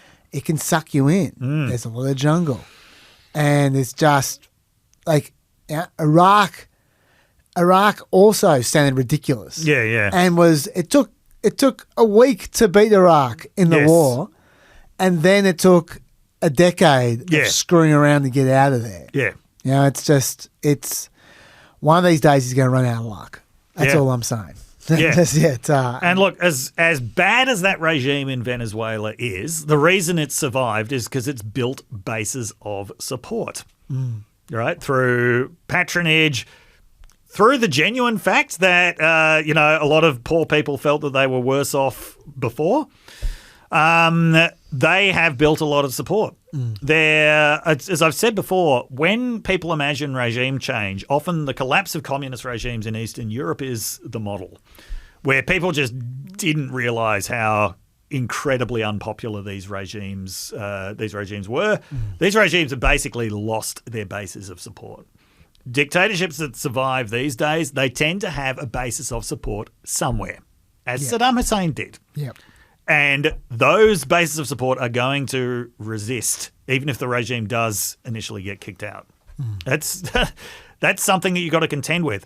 I know that they feel the Venezuelan regime is weak, the opposition is strong. Yep. Like there are, unlike Iraq, there are actually established opposition leaders with genuine grassroots support who are there, who are ready to take over. There would be continuity in government. We're not talking about, destroying the whole thing. So that is what they're thinking. But I can really imagine that they're underestimating the amount of resistance that they're going to face. They should also remember they've tried to back a coup in Venezuela before. Yeah. We've talked about this. First administration. John Bolton convinced him to back one back in, it was either 2018 or 2019. Didn't work out well. That was the cause of the permanent rift between Trump and Bolton. I'm kind of surprised that Trump is going back to Venezuela after this. I can't add one more thing on this, and there's back on the Noriega thing for a second. Even though the Noriega situation was so much more straightforward than this one. Yeah. Bush, he was responding to someone who declared war on America, right? Yeah. Bush, the moment they invaded, didn't just brief everyone. He gave Congress the full information, the full legal briefing, legal justification, all that kind of stuff. Full information. And then sought permission afterwards. Yeah. Like you're meant to. Yes. We're, a month into this supposed war? And there's still no serious legal briefing. It's not even clear it is a war. I just played you a clip where the president doesn't seem to even be aware that it's supposedly a war. Yeah. Right? It's just a joke. There's just this grey zone of killing, and you don't know why, and you don't know where, and you don't know what the next one is. It's that word again. It's lawless. Yeah. It's just this creeping death. Yeah. And you don't know where it's going from here. No. I hate it. Yeah, it's bad. Okay. All right. Look, there's been an update. I've been seeing it for ages, and it's never relevant. Okay. I'm just going to do it. Just rip it out now. Get it off the laptop. Exactly. I can finally delete this part of the doc. The Epstein update. Okay. People always ask about Epstein. Okay. Wall Street Journal had a scoop. This is like a month back now. Yeah. This is embarrassing. Apparently, life's good for Ghislaine Maxwell in her. Sorry, not prison. her camp. Mm. She's in a camp. Yeah. According to inmates in her camp, Mm-hmm. she's been allowed to eat alone in her dormitory, has a security escort for when she wants to work out, and is allowed to shower after the other inmates are supposed to be in their beds. Wow. So even though she's in a camp Mm-hmm. with walls, they've made her stay even more comfortable. But with all these little creature comforts in her camp. Apparently she had a visitor recently who was so important Mm-hmm. that the entire camp was locked down, even though they had locks in this camp. And they steam cleaned the place before the visitor arrived. Steam cleaned the place. Yeah. We don't know who the visitor was. No one saw them because they're all in their because we're all getting these from leaks from the prison. All these people were in their locked rooms listening to the steam cleaning. They don't know who the visitor was. What they do know is that after the visit, Ghislaine Maxwell returned smiling and said it had gone really well. On that note, Trump was asked a couple of weeks back now about potentially pardoning Ghislaine Maxwell because her Supreme Court appeal was rejected. Yes. And this is what she said. Or he said. The Supreme Court is back and they rejected today an appeal by Ghislaine Maxwell to overturn her conviction. That means her only chance of getting out of prison is a pardon from you. Is that something you're... Who are we talking about? Ghislaine Maxwell. I haven't heard the name in so long. I can say this, that I'd have to take a look at it. I would have to take a look. Did they reject that? She wanted to appeal her conviction. And what happened? They said that they were not going to hear her appeal. I see. Well, I'll take a look at it. I will speak to the DOJ. I wouldn't consider it or not consider it. I don't know anything about it. So, but I will speak to the DOJ. He hasn't heard her name in so long. Who is she? I don't even remember her. Oh, you can decide for yourself how much you believe Trump there. Mm-hmm. Just wanted to play the clip. Mm-hmm. Everyone can be their own judge and jury on that one. Yes. Beau, you look like you want to say something. Just before we moved on from the Panama-Venezuela thing, it's a very interesting comparison. And Matt Bevan from If You're Listening, also ABC, he did a very good piece on that. I just want to give Matt Bevan a shout out for any of the Peppers who might be interested in giving that a listen to. All right. I'll put in the homework, should I? Very good. Yeah, go for it. I'll put that in the homework. And yeah, I guess we must have ripped off Matt Bevan. Thanks, Beau. No, that's a good call. I'll put in the homework. Yeah, all right. The big story in the last couple of weeks in Epstein world has been the swearing in or not swearing in of Adelita Grijalva. That's right, yes. It's starting to become a bit of an issue. Like I said when we first mentioned this, I'm getting. My laptop gives me comments as they come in from the YouTube page, and I don't even know the context, but I've just seen a YouTube comment. Chaz is a robot. I've seen him run. I don't know what they're responding to, but it's very funny. So I run like the T2. Anyway, yes. When this first happened about a month ago, I gave Mike Johnson the benefit of the doubt. Haven't you learned anything? Like I'm prone to do. Well, it wasn't really the benefit of the doubt. I was saying that he's more concerned with other things. I was saying this is not about Epstein. This is about the shutdown. That's what I was saying. I was saying the reason he's not swearing her in is not because he's stopping discharge petitions. There isn't going to be a discharge petition while they're not even in Washington, D.C., which is what's happening with the House at the moment. He just doesn't want to give the Democrats anything while he's trying to build pressure on them with the shutdown. That's what I was saying. And, I still think maybe that's what's going on. But he's so sus about it. Yeah. I mean, he keeps on coming with the lamest excuses. Why doesn't he just stick to, sure, after the shutdown and just leave it at that? He keeps on coming up with these excuses. So what I'm referring to there, I skipped ahead a little bit. Adelita Grijalva is the potentially 218th vote for the discharge petition. What I'm referring to there with the discharge petition is when the Speaker will not put a piece of legislation up for a vote. You can force them to by getting 218 people to sign a petition. Yep. There were, until now, 217 people who were prepared to sign the Epstein discharge petition to release the Epstein files. Yes. Letitia Grijalva just won an election, or a month ago won an election. Yes. And she said, I'm going to sign that discharge petition, please. And Mike Johnson won't swear her in. In the past, he has sworn in politicians just based off unofficial results. He doesn't need official results. Grijalva has official results, has had them for a month.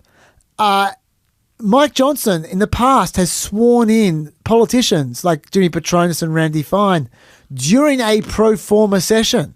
He could do it now. Yes. A pro forma session means you don't have to actually call in Congress. You can just do it anywhere you like. The entire House was sworn in during the shutdown in 2019. Yeah. It can get done. Yeah. First of all, Mike Johnson, I don't even remember his early excuses, but they became this before long. There are so many excuses. Earlier this year, you swore in 2 Republican members during a pro forma session. So why not swear in Adelita Grijalva, who was elected 2 weeks ago during the pro forma session? Does it have to do with her 218th signature on the discharge petition, the Epstein discharge? No, it has nothing to do with that at all. We will swear her in when everybody gets back. It's a ceremonial duty. Look, we'll schedule it, I guess, as soon as she wants. Perish the thought. That was like 3 weeks ago. Then he had another excuse, which was last week, which was she doesn't need to be sworn in because she can just start working anytime she wants. Rep. Grijalva she should be working for her constituents. I don't know what she's doing. I keep seeing their political stunt videos and they're knocking on the door and she's not there. She should be in her office. She should be working or in the district for her constituents. She's already hired 16 staffers. She should be taking constituent calls. She should be directing and helping them navigate the crisis that her colleagues here have created for her constituents. We're happy to administer the oath. We're going to do it as soon as we get back, but we got to get the lights on first. We got to make sure that our troops are being paid and our Border Patrol agents down in Arizona are being paid before we go through the ceremony of administering this oath. Okay. All right. Now, Democrat Rep. Kelly Johnson responded to him with this tweet. Unlike Mike Johnson, I actually spoke to Representative-elect Adelita Grijalva this week. She does not have access to an official website for constituents to receive updates or an office phone number for constituents to call or a congressional email to receive news like the rest of Congress. Why? Because until Johnson swears her in, she's not a member of Congress. So that's not a very good excuse. This week, he's still going on with it. Like, he just keeps on refusing. At one point in time, he was saying, I'll swear her in whenever she wants. We're a long way past whenever she wants. She wants it all the time. So I think at some point in time, we have to consider the possibility this is about the 218th signature of the discharge petition. I think so. I mean, is that what you reckon? I think Mike Johnson's really got a bit of the Scott Morrison about him. What's that mean?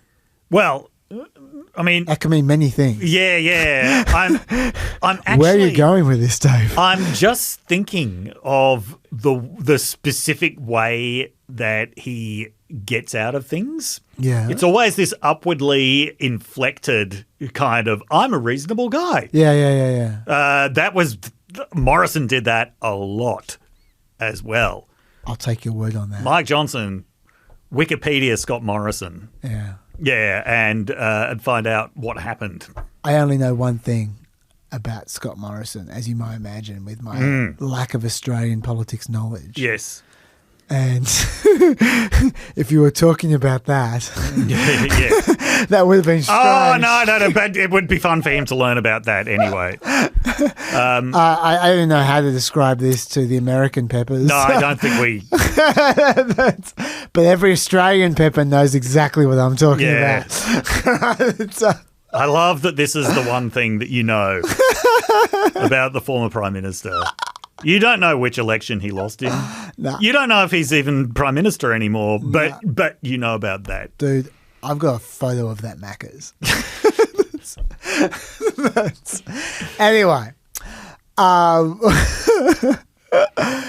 Yeah, so anyway, so Arizona Attorney General Chris Mays is launching legal action, apparently to whether this is real or not, he's going to force Johnson to do something because it's becoming ridiculous. We should also say, look, there isn't much news on Epstein recently, obviously, but I did want to do the update because Virginia Giuffre's book came out last week. Yes. Virginia Giuffre, for those who aren't familiar with the story, is she is the person who was a victim of the Epstein ring, who has said the most publicly. Yes. Yeah. And even though her book doesn't name a lot of names, apparently, I haven't read it, I don't know. Apparently, you can piece together pretty easily things in the book with things she said publicly to know who she's talking about. Yes. And in fact, the press have. So, Supervisor, I know you're getting nervous.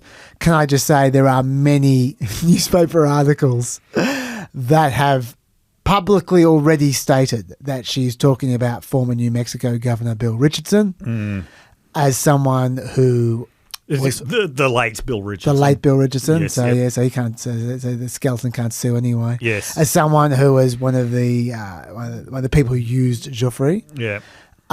And there is some suggestion that she had a nightmarish, violent choking experience with former Israeli PM Ehud Barak. Whoa. Like I said, I got no idea. Don't worry, Supervisor. I got no idea. But newspaper outlets have published. That's who she thinks. I did see it reported today that King Charles has stripped his brother of the last royal title that he had. So he will now have to be known as the Epstein associate, formerly known as Prince. Hey, woo! Very good, very good. I think he does have one title left. His sweatiness. I think is the term you refer to him as. Anyway, if you're interested, you can read the book. It's out, Virginia Giuffre's book. I'm looking at the clock. There's no way, Dave. I'm going to let us get to the end of your time. Yes. Without us talking about the Education Compact. The Academic Excellence Compact. Because that's been sitting there on our to-do list for like 3 weeks. Yes. Get it out. It has Get it been. out, Dave. Okay, so we've talked a lot about the various punitive ways that the Trump administration has been going after universities. Yes. About a month ago, we saw the Trump administration change tack a little bit and present a giant carrot. Yeah. To 9 universities. So this is known as the Academic Excellence Compact. Sounds good. Oh, yeah. Sounds impressive. Hang on.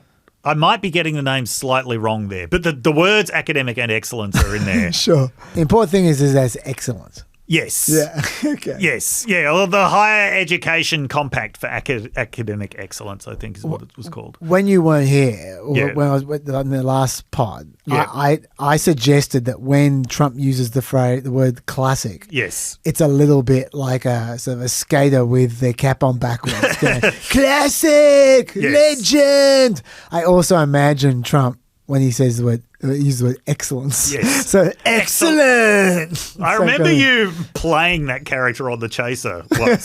My lame ass character. It was truly excellent. Okay. It is called, I was sort of correct. It was called the Compact for Academic Excellence in Higher Education. I love it. Okay. Love it. Tell me more, Dave. So what this was, it was offered to 9 universities. So 2 Ivy League universities, Brown and Dartmouth. It was offered to MIT. It was and University of Southern California, so 2 very prestigious private universities. It was offered to University of Virginia, which is often referred to as a public Ivy university. It was offered to the University of Arizona. It was offered to Vanderbilt, and there's at least a couple more that I'm missing. Oh, yes. Yes. Of course. Oh, sorry. University of Pennsylvania as well. Another Ivy League university, the one that Trump went to. And the University of Texas at Austin. Now, what this was basically offering was here's a set of conditions. You follow these conditions, you're going to be first in line for grant funding. Now, these conditions included things by now which are very familiar from Trump's campaign against higher education. So abolishing any kind of DEI, which they're referring to as equality in admissions. Yep. There was a provision, marketplace of ideas and civil discourse. Commits to an intellectually open campus environment.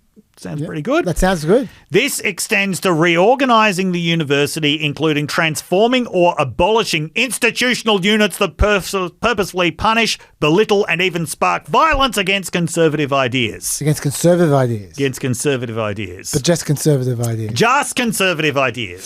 Sounds a little like it's against the First Amendment. It does sound a little bit like it's against the First Amendment. Yeah. Yes. Non-discrimination in faculty and Ministry of Hiring. Again, that's no DEI. They say basically no DEI in about 4 different ways in this document. Yeah. Institutional neutrality, which would mean no university employee comments on a political issue unless it's, as far as the administration is concerned, directly related to the university. Sounds like a little against the First Amendment there, though. Yeah. Now, this one, student learning endorses grade integrity and neutral, defensible standards for grading and calls for published accountability based on measuring changes in grading across time and across institutions. Look, that sounds good when you say it, but if you've got any familiarity with the complexity of grading and marks, you can immediately see a million problems with that, especially if you're comparing across institutions. Yep. Student equality calls for students to be treated as individuals and not on the basis of immutable characteristics, with the exception of sex. That is the immutable characteristic. It's the Riley Gaines States rule. that, such sex-based distinctions are required for women's equality in matters of bathroom, locker room, and sports segregation. Yep. That is the one immutable category that matters. Now, okay, here is an interesting one, financial responsibility. Yeah. Okay, and this is where they're actually getting a bit populist. So commits to freezing effective tuition rates for American students for 5 years, including by reducing administration costs. Universities will inform students of prospective earnings by major based on statistics of their graduates. To be completely honest, this is something that students are already well aware of. There's a lot of published data about it. Makes first semester tuition refundable. Right, if you just decide to fuck off. Okay. Requires universities with endowments greater than $2 million per student to make tuition free for admitted students pursuing hard science programs, with the possible exception of students from wealthy families. Now, free for certain scientific fields, for the physical for the physical sciences. Now, some of this is going to sound very good to people, right? Because there are legitimate complaints, which I've talked about before, about how expensive higher education is for Americans, especially at elite institutions. Yeah. You make your point, then I'll jump in there, yeah. But, okay, what's driving that is not because they're hiring too many DEI administrators, which is the subtext of this. If you've ever been to an elite university in the United States, you know it's a permanent construction zone. Oh, okay. Constantly building more and more stuff.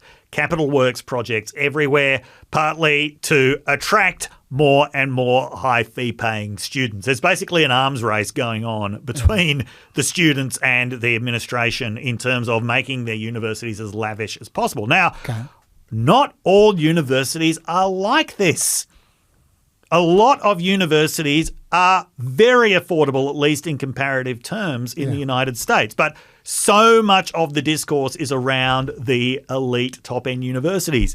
That's all that they're actually interested in because they're the ones with the prestige.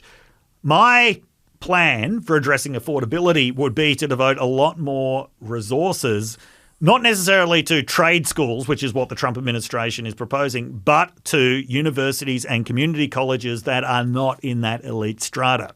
But there's nothing about it in this plan. Yeah.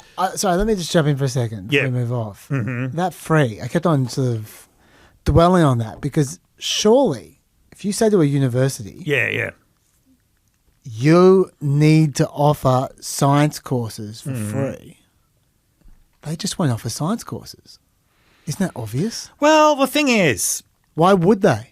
These particular institutions that they're targeting, they try to make they're so rich that they try to make university as free to as many domestic students as possible anyway. Yeah, sure, okay. Yeah. They make a fuckload of money from international students, though. Well, I assume you're about to... That brings us to point 8. Foreign entanglements requires universities, faculty, staff and students to comply with laws regarding money laundering. Look, that one's fair enough. Yeah, give them that. And there have been a few embarrassing incidents around that one. Yeah, they're good kids. Yeah. Blah, blah. Oh, yeah, can't finance terrorist activities.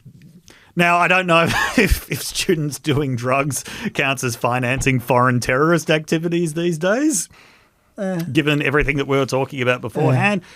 Restrict student visas to foreign students who exhibit extraordinary talent that promises to make America stronger and who are introduced to and supportive of Western values. That's pretty meaningless, but here's something that's not meaningless. Caps foreign enrolment at 15% of the total student population and each foreign country at 5%. Yeah. Now, at the moment, universities' strategies for keeping prices reasonable for local students is always around you charge either out-of-state or foreign students a lot more. Yeah. When I was at Michigan, in-state students were paying less than $10,000 a year. Out-of-state students were paying like $40,000 a year.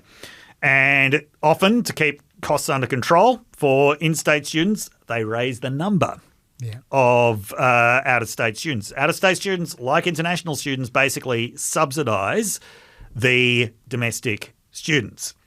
So, okay, maybe this isn't the way that it should be done, but just to make the point that they're actually undermining the principal strategy that universities have at the moment for keeping costs under control. As I said, that maybe that's not the correct way to do it, but that's what this does.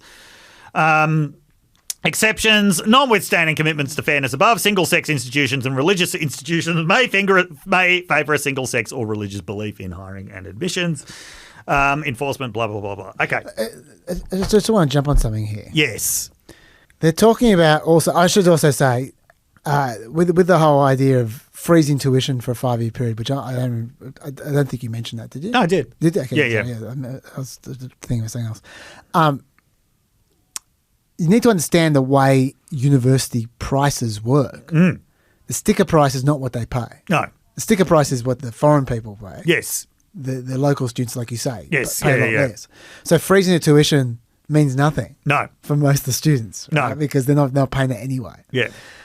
But secondly, if you are saying to them, okay, you're going to freeze your tuition for a 5-year period, and somehow you make that mean they're not going to charge more, as opposed to have a number that no one hits anyway. Yep. And you say, we're going to limit your overseas students, which is where they make money. Yes. And you say your science courses and maths courses are going to be free. Yeah. Okay, that's a lot of costs. Yeah. How are you going to make that up? By being first in line for grant funding. Yeah, first in line. Yeah. For what grant funding? Well, that's not specified. Yeah, isn't that interesting? Yeah, and the enforceability on universities is specified, but the enforceability of the government keeping up its side of the bargain, not mentioned anywhere. Yeah, I mean, if they were about to say, hey, we're going to triple your funding, then let's talk. But that's not what they said. Yes. They said nothing. So they targeted universities that they thought were going to cave because they, some of them already have on some issues. So far, no university has agreed to this. Now, the chair of the University of Texas System Board of Regents did immediately issue a highly embarrassing statement saying, we're so honoured to be given this opportunity to work with President Trump for excellence in higher education. We haven't heard anything from the University of Texas since then. That's not excellent. We have, from Vanderbilt University. So the president is Dan Dearmeyer. When I saw that, I'm like, wow. In the first game theory class I took 20 years ago, we were reading Dan Dearmeyer's game theoretic work on the assembly of German cabinets. That's government cabinet. And I'm like, oh, wow, he became the president of the university. Anyway, in game theoretic fashion, he is holding his cards to his chest at the moment. He hasn't committed either way, but he has made noises about academic freedom being important, which suggests he might become the 8th university to reject this because the other 7 have rejected it. So I think that MIT was the first. I'm puzzled that they thought that MIT would go for this because Sally Kornbluth was the one president who survived that whole, attempt to push presidents out last year. And she produced this letter saying, here is how we are already exceeding what you want us to do in each of these 10 points. But, we believe that universities shouldn't be getting preferential treatment in grants funding. We're a meritocratic institution. We want to compete along with everybody else for these grants. And I think that really set the tone for most of the other responses as well. There's other thing which I don't think you mentioned, which was it's all very well to say, oh, yeah, and we'll take your funding away. Yes, yeah. You mentioned that. Yeah. But the way in which they're taking your funding away is particularly harsh. Yes. Number one, they say, I'll just read you the quote. Universities found to have willfully or negligently violate this agreement shall lose access to the benefits of this agreement for a period of no less than 1 year. Subsequent violations of this agreement shall result in loss of access to the benefits of this agreement for no less than 2 years. Further, upon determination of any violations, all monies advanced by the US government during the year of any violation shall be returned to the US government. Finally, any private contributions to the university during the years in which such violation occurred shall be returned to the grantor upon the request of the grantor. That is horrible. Like, it's not just you're not going to get funded. Yeah. You have to return to the government anything that you took. Yes. And if it's returned to private donors, that's just going to bankrupt the whole university. Yeah. In return for what? Yes. You got to give some detail. Yeah, look, Henry Farrell had a good argument in the New York Times about this administration is weaker than it looks. And the reason why it's been so successful is because of the way that it picks off individuals, organisations, institutions one by one, right? What they've actually done here is a serious tactical mistake. They've given a bunch of prestigious universities the opportunity to collectively say no. Yeah. Instead of just imposing terms on them one by one, which is what they've been doing so far, or, quietly offering some university preferential treatment in exchange for conditions like this and then saying, well, look at the deal that they got. This is the deal that you could. Instead, they publicly put this offer to these 9 universities, giving them every possible reason to say no, which is, with the exception of Texas, what nearly all of them have done. So this, like a lot of things, it's a projection of weakness masquerading as a projection of strength. That's a good note for you to dip out on, I think, Dave. That is, yes. We've got plenty more coming up. We've got Chaz Unleashed with Beau. You up for that, Beau? Absolutely. I had one more quick question for Dave, if I could. Just, fire up. Something that I've always wondered about the First Amendment, because we were saying before. Yep. Is it about his twin? I wish. No, because the wording of the First Amendment is Congress shall make no law. Now, this may be an interpretive thing that the Supreme Court has said 100 years ago or something. Something that is done by the executive. Is that can't be Congress making a law. So why is something like this considered to be against the First Amendment? It's clearly against the spirit of the First Amendment, but is it actually against the First Amendment? someone who is an actual legal scholar would be much better placed to answer this question than I am. But I am aware that there are First Amendment cases that, that involve things that have been done by non-governmental institutions. I think there's a sense that, yes, it's Congress shall make no law, but that's not the only way that the people's First Amendment rights get violated. So I think that jurisprudence has probably expanded beyond the idea that this is, it's only about what Congress does. One of the things that, one of the major developments in jurisprudence was, and I'm forgetting what this term is called, the process by which, it's called investment or something like that, the process by which the Bill of Rights came to be enforced on state governments as well, right? So for a long time, the understanding was that this was just about the federal government. So, for example, state governments were allowed to have their own established religions and did have them into the 19th century. But after the passage of the 14th Amendment, there was this process that incorporation. Maybe someone who knows about the law, please explain this more coherently than I'm doing now, that actually enforced this on state governments as well. It is called incorporation. It is called incorporation. There you go. So if it's being enforced on, on state governments, and universities themselves face First Amendment issues when they, when they do certain things. So even though it's Congress does make no law, it is clearly broader than that. But I don't know how this works. Can I jump in there? I understand the nub of your question is about when the executive does something and it's not the Congress. I get that. And that is, and Dave's answer can stand for that because I don't. I'm interested. That's an interesting loophole. But in what you actually asked when you're talking about this academic thing, this academic excellence thing, there's a really easy answer, which is this entire thing is illegal. True. Because Congress are the ones who are in charge of grants to universities. Chad, since when has the Trump administration figured out what's illegal? Absolutely.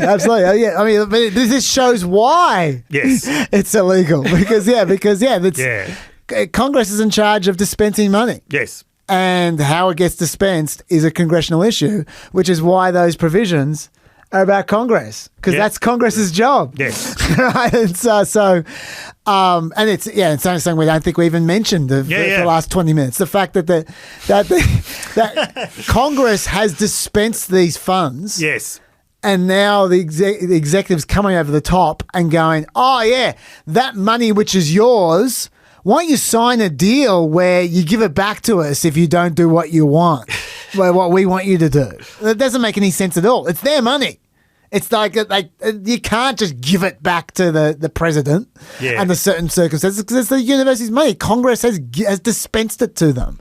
And so that's the easy answer to what you're saying there. None of this has anything to do with the executive at all. They're imposing themselves on this illegally, but there are legitimate powers of the executive, like involving the military or something like that. In those circumstances, that's an interesting question. I don't know the answer. This is, I will note, the second big pledge issued by the Trump administration that people have just refused to sign. Yeah. In the last month, along with Hegseth's media pledge. Yes, that's right. Reminds me of that final scene in Dazed and Confused on a football field early in the morning where they've been smoking pot all night and the football coach shows up and says, you got to sign my anti-drugs pledge. You go, no, I'm not signing your pledge. I'm going to get Aerosmith tickets. I would get Dylan to insert this into get so copyright. Exactly. Yes, you've just got to either find that scene yourself or just imagine. Just picture it because it's exactly as I described it. If it stands on its own, and on the YouTube link, I'll put it in the homework. Yeah. Otherwise, just find it yourself. Yes. All right. That could be our note, Dave. On that note, stay heavy. I'll see you next week. I'll see you guys after the White Flash with Chaz Unleashed with Beau. Welcome to the other side of the white flash. This is Chaz Unleashed with Beau. Hello, I'm Beau. I am just a lowly law student at the University of Sydney, and I also, just like Dr. Dave, I do not speak on behalf of that institution, as good of an institution as it is. Quick shout out to Professor Tim Stevens, who was in Law Review with Chaz back when he was at Sydney University, and is the reason why I'm here right now. You know you're getting old when your mates from school and uni are being referred to as Professor Tim Stevens. That's great. Lockie, you're not being replaced. Don't worry, but Beau's pretty good. Chaz. Okay, Beau, let's... you're a pepper, so you know how this goes. Yep. I'm just going to talk, and you can just jump in whenever you want, okay? Will do. Don't feel any pressure to either talk a lot or to not talk much. It's up to you. Let's just go with the flow. Absolutely. I got about 40 minutes left and got about 4 hours of material I didn't get to. So let's start with one of the updates I didn't do. Ballroom update. We talked about the ballroom quite a lot in the last PEP with Dr. Emma. And I asked Dr. Emma about whether Democrats should be running to day one. Tear down that ballroom. Tear down that ballroom. And I thought it was a terrible idea. And since you'll be unsurprised to hear if you know a little bit about Eric Swalwell and you know a little bit about the kinds of opinions I have about politics, when I think something is a terrible idea, he usually thinks it's a great idea. So Eric Swalwell, possibly at the same time we were talking about this, came out with this tweet. Don't even think of seeking a Democratic nomination for president unless you pledge to take a wrecking ball to the Trump ballroom on day one. What do you reckon, Beau? Well, I honestly think that of all people, Eric Swalwell being the arbiter of what someone who is seeking the Democratic nomination should prioritize, he's not the right person to say. He should not be prioritizing. He should not be the one deciding what the Democratic nominee should prioritize. You make an excellent point, although he's been to 2 presidential debates more than I have. That is true. But to remind all the Peppers, for his 2020 Democratic presidential run, he dropped out in July of 2019. That's not Iowa. No. That is 7 months before Iowa. So if I was a Democratic nominee hopeful, I would not be listening to Eric Swalwell. I don't even remember whether he was the first to drop out. I think he might have been second or third. They really started dropping early. Yeah. in that there primary. were about 20 of them. There were. Look, I reckon despite Eric Swalwell's amazing riz, I think by the time the 2028 primaries roll around, I reckon this issue is probably forgotten. In fact, I think next week this issue is forgotten. But let's say Trump, we don't know when he's going to finish building it. If he finishes building this thing in the middle of the Democratic primary, so it's topical at the time, I could totally see a moderator asking people, will you tear down the ballroom, and like show of hands type scenario, just like they did. Every time there's a show of hands scenario in a primary debate, you should always keep your hands down. Let me just say that. For all the Peppers who are primary candidates in 2028, keep your hands down. They never end anywhere good. And there are still Democrats living down their hands from 2020. Yep. Even now. Yep. I could see this being a problem down the track. So we'll see. But I hope they don't feel compelled to get on board with this one. By the time 2028 finally rolls around, and it's a long, long way at this rate, but by the time it rolls around, I really don't want that to be an issue that they're giving any more coverage to. I agree with you. There are going to be so many issues that require serious debate, serious discussion. If they're wasting Democratic primary time on the ballroom, I'm going to be very, very upset. Very sad. Hence Eric Swalwell. Yeah. Look, another thing we talked about on the Ballroom episode was I mentioned how the National Capital Planning Commission was full of Trump lackeys. In particular, it was spearheaded by a mega lackey. And I said there's 4 boards which are relevant potentially to the ballroom. Now, I reiterate, I'm not 100% sure on how the law works with this, like whether there's a loophole, whether there's not a loophole. Different people are saying different things. But the one thing I was confident about was if there was some other board that Trump needed to show the plans to by law, and he felt compelled to rather than just ignore the law like he often does, then it wouldn't matter because you could be absolutely sure that he would stack whatever board he needed to with whoever he needed to stack it with, right? That's his way. And sure enough, he's clearly decided that the Commission on Fine Arts is a board he's probably going to have to run his plans past because all 6 members of the Commission on Fine Arts were sacked this week by email. What a coincidence. Amazing. Crazy how this kind of thing tends to happen. Yeah, they were all appointed by Biden and now they're all going bye-bye. And the Commission on Fine Arts, for those who don't know, established by Congress in 1910 to advise the federal government on the art, design and architectural development of Washington, including major projects such as the White House. So you'd think they'd be relevant. Trump has ignored them until he sacked them all. Now he'll probably pay attention. In fact, they're not even being subtle about it. The White House officials told, I think it was the New York Times, we're preparing to appoint a new slate of members to the commission that are more aligned with President Trump's America First policies. Yeah. That's what the ballroom is. It's America First. Anyway, so that's that.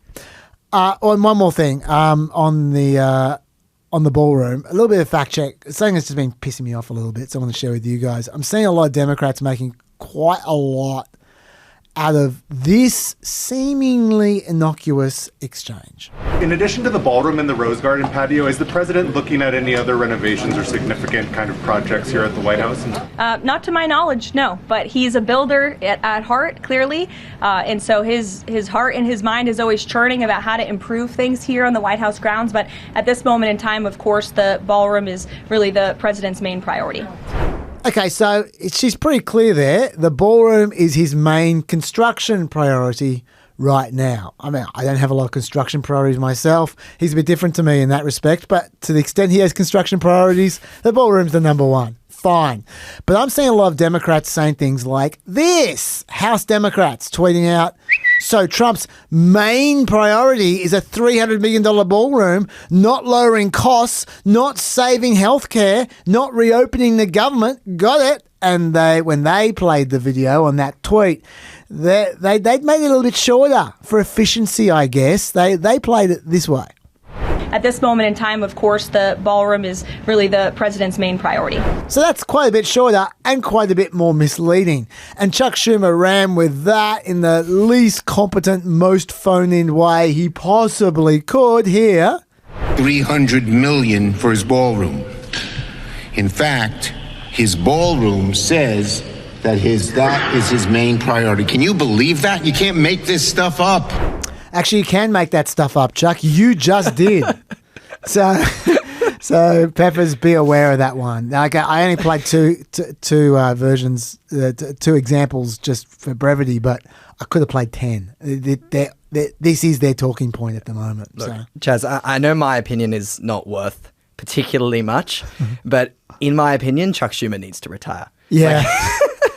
I mean, his lack of energy and his just complete incompetence when the house is very much burning down at the moment. Like, it really just, it does a disservice to the Senate Democrats, really, and to the entire Democratic congressional, the power that they would have as an opposition at all. He is the new Jeb Bush. He's very, very low energy. Low energy Jeb, as they call him. That's right. Yeah. Very low energy. But like, it's not just me saying this. He's like Jon Stewart, very, outspoken Democrat. A couple of weeks ago on The Daily Show, he called Chuck Schumer a human flat tire. Sure. I think it's completely right. I think you're pretty safe in making that call. I don't think many people can disagree with you. In fact, I think Chuck Schumer would agree with you. I think he is on his way out. You know what? I reckon, why don't we do one of these? Yeah, let's do that.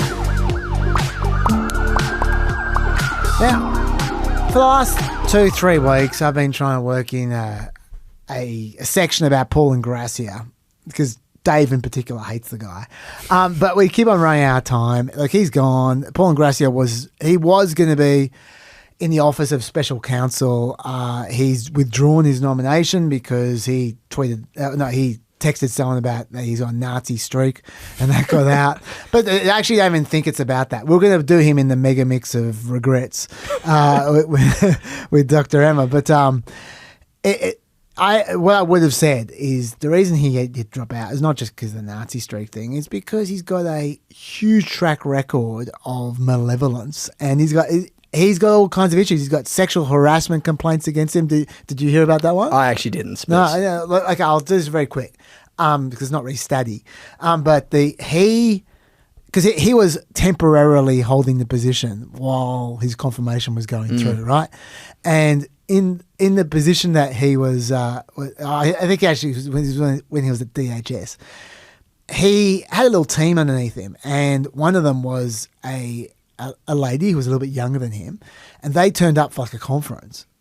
And when she got to the hotel, she was surprised to find she didn't have a hotel room because Paul Ingrassia had phoned ahead, cancelled her booking, and put her in his room. Yeah. And she didn't make it the complaint. Someone else made the complaint because she apparently feared retaliation. Yeah. Because he's that kind of guy. So anyway, so that's the vibe on Paul Ingrassia. We could talk about him forever. I don't want to. He's withdrawn. Neither do I. But when he withdrew, that made 49 people who had withdrawn from an appointment this year, which is a lot more than you'd think. If I was asking people to guess, they'd probably guess. I mean, I wouldn't ask you to guess because you got my script in front of you. But no, it's completely unscripted. It's just Chaz and Dave normally just going at it for 3 hours. Absolutely. But yeah, if you're guessing, you'd probably. Honestly, I would have guessed 10, maybe 15. I mean, because the headline ones get quite a lot of coverage. Like, Matt Gaetz got a lot of coverage. Yeah. Which other ones were headline ones? I'm trying to remember. Eagle Ed Martin. Yes. Yeah, Eagle Ed Martin Jr. He's an example that got news. That was news on PEP, I'll tell you that. and you would also think that with the quality of people that are getting through, surely there aren't that many people who need to be having their nomination pulled. But there you go. 49? 49. And that is a big record. If you have a look at this graph right now, this is year by year record. This is since 1981. For those who are listening rather than seeing, take it from me. 49 is a massive record. And there's still 2 months left in the year for Trump to buffer his lead. He even smashed his own records. He tied, until now, the most in a first year of an administration was 13 under Trump 1 and under Biden. There you go. They're together where they belong. And 12 under Obama. So 49 is a lot more. The biggest single year other than this one was 35 in 2008. And for those who don't remember this, in 2008, the Democrats they held the Senate and the House, and they were just giving Bush nothing. Well, I was gonna say, just as a extra piece on that, I don't know exactly when most of those nominations were being pulled, but Trump has control of the Senate right now. Like, you really gotta be putting someone pretty incompetent in for these Senate Republicans in this Republican Party right now to be saying that's too far. I'm really glad you put it that way, because that's the interesting thing about this, that the Senate Republicans have a reputation, I would say, richly earned, of being spineless, but they're not completely spineless. They're not the House. They are just they are not the House. I'm telling you now, the House wouldn't have 49 rejected nominees. And you go, well, so what's going on here? Well, I don't understand why are we being misled like this? And if you think about it, it makes sense, because this is in everyone's interest. The Democrats want you to think what you think. They want you to think that the Senate Republicans are useless and they're completely spineless and they're just flax for Trump. They want you to think that. Because, and some of them are. Yeah. Hey, like there's Tommy Tuberville. Okay. There's certainly some of them. Yeah. But that's what the Democrats want you to think. At the same time, the Republicans also want you to think that they're quite loyal to Trump because they don't want to get voted out. Yep. But they're trying at the same time, behind the scenes, there's clearly some resistance still happening there, and we should be grateful for that. I mean, you bring up Tommy Tuberville talking about them not wanting to be voted out. Think of Jeff Sessions. Yeah. Poor old Jeff Sessions, who, and when he tried to come back to his seat and he put out his ad saying, I never lost my love for President Trump. And then they were like, sorry, Jeff, Tommy's in now. Poor Jeff Sessions. The bar had lowered significantly since he left. Jeffrey Beauregard Sessions III. It's got to be a pretty low bar for Jeff Sessions to not be able to get under it. Physically speaking, I'm talking about. And it had lowered significantly. Oh, those are the days on the SNL portrayal of Jeff Sessions. Yeah, some of them, they stay on their knees, yeah. But anyway, so 49 nominations have been rejected this year, by a mile the most. Oh, sorry, I was just finishing off. I was going to say the Bush. But like when there was 35, the Democrats weren't accepting anything, and Bush, as you said, didn't have control of the Senate, and the Democrats were feeling their oats. They'd just come off a decade of being smashed. Not a decade, half a decade being smashed after 9/11. Yep. And they were taking it out on Bush. And even then, it was only 35. Yep. And now it's 49 when Trump controls the Senate. Yep. So there's definitely more resistance. The trivia question which I would have for Dave, but unfortunately you know the answer because you got in front of you. But the trivia question I would have for Dave would be, when was the last cabinet level nominee actually voted down on the Senate floor?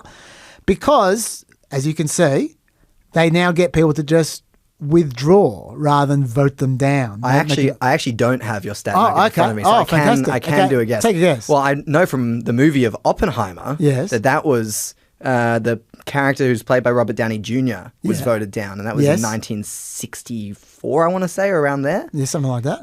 Is that the person? Or look, that is great thinking and a great guess. It's not quite that bad. 1989 was the last time. There's a guy called John Tower. He was going for defense secretary, and the reason why he was voted down was because they thought he was an alcoholic. There you go. Those were the good old days when the defense secretary couldn't be an alcoholic. Perish the thought. Now that's not a problem. If only. Look, I'm loving your work, Beau, but I wish Dave was here for that. Because I know he loves to make a joke about Pete Hegseth liking a drink. But anyway, now it's a qualification. Now it's like it's a prerequisite. Really. Apparently. Anyway, but that's where we're at. That's Nugget. Okay, let's quickly do a Halligan update. Lindsay Halligan is the prosecutor who is taking on James Comey at the moment, as well as Letitia James. She's the one who was replaced when they had a real prosecutor in East Virginia who didn't want to charge any of these people. Trump got rid of him, Eric Siebert, I think his name was, off the top of my head, and then he replaced Eric Siebert with Lindsay Halligan, who's literally never prosecuted anyone in her life. She was a beauty queen and then an insurance lawyer, and now she is the lead prosecutor in this very critical district.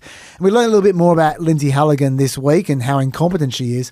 Anna Boa wrote about her in Lawfare. And basically, I won't go through the whole piece, but the key bit, which everyone loves, was when Lindsay Halligan really revealed how little she understands about the way this works. Well, it was right at the end of the article, and it gave an insight. I'm going to read you, word for word, the text exchange between them, which was printed out by Boa. Halligan, by the way, this is after she'd spoken, had many, many texts in exchange. By the way, everything I ever sent you is off the record. You're not a journalist, so it's weird saying that, but just letting you know. Boa, I'm sorry, that's not how it works. You don't get to say that in retrospect. Halligan, yes, I do. Off record. Boa, I'm really sorry. I would have been happy to speak with you on and off the record basis had you asked, but you didn't ask, and I still haven't agreed to speak on that basis. Do you have any further comment for the story? Halligan, it's obvious the whole convo's off the record. There's disappearing messages and it's on Signal. What's your story? You never told me about a story. And then she disappeared. That is not how going off the record work. There are no takesies backsies with going off the record. Definitely none. She not only does that mean she has no experience being a prosecutor. Yeah. It also means she hasn't even watched a movie about being a prosecutor. True. Seriously. I mean, so I have a friend named Jasmine who works for the ODPP, the Office of the the prosecutor's office here. I mean, I think she and her colleagues would be absolutely mortified by the sheer level of incompetency that we are seeing at the highest level in the American legal system at the moment. Just imagine if she was sacked and then replaced with by her. that person. Yeah. Good Lord. Yeah, I mean, it's really unfathomable just how far they've fallen. Well, let me just point out how far they've fallen, because while that was just funny, that exchange, I haven't even mentioned yet the critical bit, which is she said, I'll quote her again, "It's obvious the whole convo's off the record. There's disappearing messages and it's on Signal." Okay. That's a clear violation of the Federal Records Act. Exactly. You can't just disappear messages. You're supposed to keep every one of your messages. And at least the ones that are on business, which this is obviously about business. Also, it's a violation of the Department of Justice's own records retention rules requiring the preservation of official communications. Now, I'm not saying anything's going to happen to her, but I am saying that American oversight, the PAC, is freedom of information in those texts. And that's going to be a headache she doesn't need because she's that incompetent that she admitted it in writing to someone who's a journalist who you just found out a second ago is putting you on the record. It could not have been dumber. Ridiculous. Could be you could be texting war plans to That's true. The editor of the Atlantic. That's true. Just imagine John Tower reading that story. He's going, drive him to drink again. Also, with Halligan, there's a huge. I didn't say much about the Letitia James case before because there were a few things that I didn't know and I knew I didn't know, and I just thought, oh, why open your mouth when you don't know what you're talking about? We know a little bit more now, and I'm prepared to open my mouth just a little bit. Not completely, just a little bit. I want to share what those little things I'm prepared to say. Now, Halligan accused James, this is what she's been charged with, committing mortgage fraud, lying about a second home that she was renting out when she wasn't supposed to be renting out properties according to her contract. That's what she was accused of in the indictment, right? Halligan said that James had collected thousands of dollars in rent money. It was an investment property, she said. And she said the lower interest rate she acquired because she lied saved her over $17,000 in interest payments. Okay? That's like 0.00001% of what Trump has earned since last year. You make a fair point. But yeah, $17,000 on its own. You go, oh yeah, maybe, I don't know, maybe. Is that a lot? I don't know. Oh, I don't know. Here's the truth though. Since then, we've learnt a few more things, Beau. Letitia James does not appear to have rented out that particular property. She appears to have actually just let her niece stay there. And her niece paid utilities. That's what the payment was. Right. And when we're talking about the payment here, we're talking about the grand total of $1,350. That's like 0.00000. That's right. I had a few more zeros there. Also, and that's not the important bit. We already knew that. The loan officer who worked on Letitia James's account told the government that the difference between interest rates for a second home versus an investment property was much less than they said in the indictment. She actually saved somewhere between 0.25 and 0.5% interest rate, which is about $15 to $30 per month, or about $10,000 over 30 years. Accountability. No one is above the law. No one's above the law, yeah. But it is the best bit. This is the best bit. Her agreement is summed up in something called a second home rider. It's like an extra contract for a second home.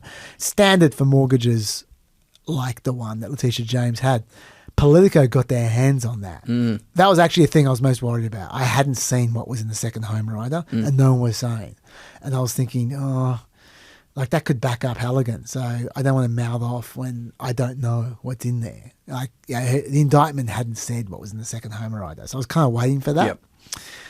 Well, Politico published what's in the second home rider. And it does not prohibit Letitia James from renting out the property. Unlike what Halligan said in the indictment, it's just wrong. Surprise, surprise. Instead, what it requires James to do is maintain exclusive control over the occupancy of the property, including short-term rentals. It explicitly says she can have short-term rentals. Yep. Like, it says that in words. But no one is above the... Oh, wait. And according to real estate experts, consulted by Politico at least, that means, if we're not sure about what this means in real estate is Letitia James is allowed to occupy the property and to rent the property for short terms, but not for the long term. She can't use it as an investment property. She has to use the property as either a second home or as a vacation home that she would at least occasionally occupy. And she did occasionally occupy every time she visited her niece. So since her niece didn't pay her rent and she occupied it occasionally, Letitia James, there's no case to answer. This is going nowhere. Yep. So I don't know if there's going to be a trial and she's just going to get dismissed really rapidly, or if it's not even going to get the trial. There's still a couple of things I'm not 100% sure on, but she is challenging, Letitia James is challenging, just like Comey is, that Halligan wasn't legally appointed. Yep. But that aside, it may go to trial. We'll see. But there's nothing here. There really isn't. Yep. And just a couple other things. Like ABC News reported that the people who originally analysed the Letitia James case and said there's no case to answer, it was actually one person in particular, a veteran prosecutor called Elizabeth Yusi. And she just got sacked by Halligan, even though she's just been vindicated. At the same time, she got sacked. So I don't know. You win some, you lose some. So that's enough on Halligan. Okay, let's talk about the Supreme Court. Yep. These next few weeks, they're going to be massive at the Supreme Court, Beau. The biggest this year, I would say. Before we get into the cases, can I do my grateful? Sure, Since I didn't do a grateful at the start. Please, yeah. I am grateful for the Australian High Court and how not political they are. Don't get me wrong, for constitutional scholars, High Court, very interesting. Very, very interesting. But, they just don't get the same coverage as the US Supreme Court because they're just not as interesting politically. And that is amazing. I'm pretty well across who's on the High Court, but if you asked me which prime minister, which government appointed which justice, I have no idea. Yeah. Some of them are more conservative, some of them more liberal. Shout out Justice Kirby, very liberal judge. Yeah, but I'd be guessing he was appointed by Labor. Probably. yeah. But and you go to US Supreme Court, it's Republican judge, Democrat judge. Yeah. You just don't see that on our High Court, and that is probably one of the most underrated elements of the Australian political system that I'm very grateful for. 100% agree. Great. That's a great grateful. Yeah. We should all be grateful for the High Court. Anyway, so this next few weeks is going to be massive at the Supreme Court. Until now, the administration has been keeping controversial cases away from the Supreme Court. It is kind of an untold story a little bit, at least apart from legal nerds, that people think the Supreme Court has just been just bending over backwards for Trump. They just keep on giving him these wins.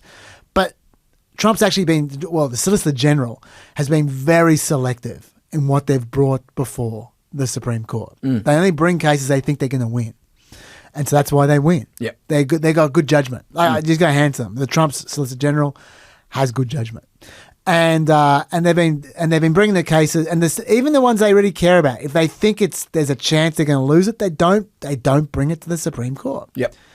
That's changing because there are some cases they really care about, and some of them you need to get there eventually. Yeah, you just got to get there, and we're seeing two of them over this next few weeks. Any minute now, in fact, it might have just happened. The Supreme Court is going to hand down its first impressions of the National Guard cases. Yes. There's a whole bunch of these National Guard cases in Portland and in Chicago in particular and in LA. They're all being appealed. They're all going to the Supreme Court. The first one's about to get there. The one from Chicago is about to get there. And the Supreme Court will issue a temporary ruling of some kind until they hear it properly sometime next year. Let me give you the full background of this case quickly. When we left Portland, there are a bunch of dancing protesters in costumes outside the ICE building, making ICE look rather foolish. Since then, the dances have multiplied. If you just have a look at some of these dances here, we can see a unicorn, we can see a peacock, we can see a shark, a polar bear, a panda, a dinosaur, 3 more frogs. It's Noah's Ark. They're out the front. having a great time. They really are. There's dance music. It's the place to be. Yeah, here's some more footage for you. Have a look at that. Now we've got a chipmunk, we've got a lobster, 2 chickens, a Teletubby, a shark, an axolotl, an Uncle Sam eagle. I love the Uncle Sam eagle. So patriotic. Now this was smart. This was a good call from them for a few reasons. By dressing up, you not only completely undercut their ISIS's attempt to spread fear, you also become a much bigger pain in the ass for them to remove because you're ungainly and you're large. Yeah. Right, so good luck. Even if you're trying to move, you're going to move slowly. Yeah. So that makes you a more effective protester. Yeah. So that's very clever. And also, 3, at the same time, as they're out there, as there's an axolotl out the front of the ICE building, Kristi Noem is literally saying that these people are as dangerous as ISIS. Literally. This is the shit that Trump was saying at the time. I don't know what could be worse than Portland. You don't even have sewers anymore. They don't even put glass up. They put plywood on their windows. But most of the retailers have left. Well, that's obviously not true. And he hasn't stopped. That was like a month ago. And he hasn't stopped going on since. This was last week. He's still sounding ridiculous. I mean, I looked the other night, Saturday night. Portland is like burning to the ground. And these people are saying, it's just friendly stuff. The whole place is burning to the ground. So we'll take care of that one. That's like an insurrection more than it is anything else. That's crazy. Portland's crazy. And then you listen to these radical left people talking about it's really okay. You're seeing things. I swear to God, Trump is sweeping Fox. Like he's just going through Fox News overlay just 24 hours a day from 2020, and he thinks that's what's happening now. Like he's always going about burning down buildings. He's talking about plywood shit that's just not happening It's anymore. literally another world. Like, you know, like a lot of people will just dismiss Trump out of hand, say he's a complete idiot. There are many elements where he is a smart guy. Totally. But this is just ridiculous. It's beneath even him, frankly. It makes me disappointed just to see that he believes that this is actually happening. Yeah, if he does believe it. It's hard to know what's disingenuous true. and what's not. But whatever it is, it's wrong. Yeah. That much is clear. As for Stephen Miller. Dangerous man. This is him talking about that raid of that apartment we told you about, that apartment block in Chicago where people were abseiling out of helicopters. That's the one where remember they kept everyone in the streets for hours while they were running IDs. The little kids were strapped with zip ties and shit. This is him talking about how successful that raid was. The raid she's talking about in Chicago was a brilliantly executed raid against a trained Nicaragua complex filled with TDA terrorists. It was one of the most successful law enforcement operations that we've seen in this country. Do you know how many people were identified as even possible members of the Nicaragua gang in that raid? 3. He's saying they're stacked full. Yeah, not bad. 2. And they weren't definitely members. They were possibly members. All right. So these people lie all the time. Yep. And that takes us to the courts. They lie right into the courts, right? And now this Chicago court, the Judge Perry's district court in Illinois, that's in the 7th Circuit, she called them out. Quote, there's a troubling trend of defendants' declarants equating protests with riots and a lack of appreciation for the wide spectrum that exists between citizens who are observing, questioning and criticising their government and those who are obstructing, assaulting or doing violence. The lens through which we view the world changes our perception of the events around us. Law enforcement officers who go into an event expecting a shit show are much more likely to experience one than those who go into the event prepared to de-escalate it. Ultimately, this court must conclude that defendants' declarants' perceptions are not reliable. So she literally said, you can't trust their sworn statements. You can't trust the government. You can't trust the government. Yeah. And then she ruled against them. Now, the US Court of Appeals for the 7th Circuit refused to stay her ruling because they backed up her findings. The appeals court also said you can't trust the government, which is extraordinary. Really crazy. there were 3 judges there on that panel. They unanimously ruled against the government. And if you think, they're Biden judges, no. One was an Obama judge, one was a W. Bush appointee, and one was a Trump appointee. Those socialists. And they're saying you can't trust the Trump administration. So just to remind you about what we're talking about here, this is about Section 12406, which gives you 3 potential justifications for the National Guard, right? 1 is if there's an invasion, 2 is if there's a rebellion, 3 is if there's an inability to execute the laws with regular forces. Now, the government didn't even contest invasion. They said, no, it's not invasion. So, rebellion. This is what the court said, the appeals court. A protest does not become a rebellion merely because the protesters advocate for myriad legal or policy changes, a well-organised call for significant changes to the structure of the US government, use civil disobedience as a form of protest, or exercise a Second Amendment right to carry firearms as the law currently allows. Nor does a protest become a rebellion merely because of sporadic and isolated incidents of unlawful activity or even violence committed by rogue participants in the protest. Such conduct exceeds the scope of the First Amendment, of course, and law enforcement has apprehended the perpetrators accordingly. But because rebellions at least use deliberate, organised violence to resist government authority, the problematic incidents in this record clearly fall within the considerable daylight between protected speech and rebellion. The spirited, sustained and occasionally violent actions of demonstrators in protest of the federal government's immigration policies and actions, without more, does not give rise to a danger of rebellion against the government's authority. So, in short, not a rebellion. The third bit, an inability to execute the laws with regular forces, they said, even applying great deference to the administration's view of the facts, under the facts as found by the district court, there is insufficient evidence that protest activity in Illinois has significantly impeded the ability of federal officers to execute federal immigration laws. Federal facilities, including the processing facility in Broadview, have remained open despite regular demonstrations against the administration's immigration policies. And though federal officers have encountered sporadic disruptions, they have been quickly contained by local, state and federal authorities. At the same time, immigration arrests and deportations have proceeded at pace in Illinois over the past year, and the administration has been proclaiming the success of its current efforts to enforce immigration laws in the Chicago area. So, number one, they've been able to carry out their jobs without interruption. So that doesn't suggest an inability to execute the laws with regular forces. Secondly, their regular forces, have had control at all times. And thirdly, they're boasting in the media about how good a job they're doing and then turning around in court and going, we can't even do anything because of all these protesters, these rioters. Yep. So once again, the court is implicitly calling them out as liars. Again. Yep. The big issue, though, of all of this stuff is how much deference are you going to give their view? Yep. The court held nothing in the text of 12406 makes the president the sole judge of whether these preconditions exist. So the court's saying you defer to the president, but not completely. Yes, and this idea of deference, I just want to make a quick comparison between the Australian and the American legal systems. Yeah.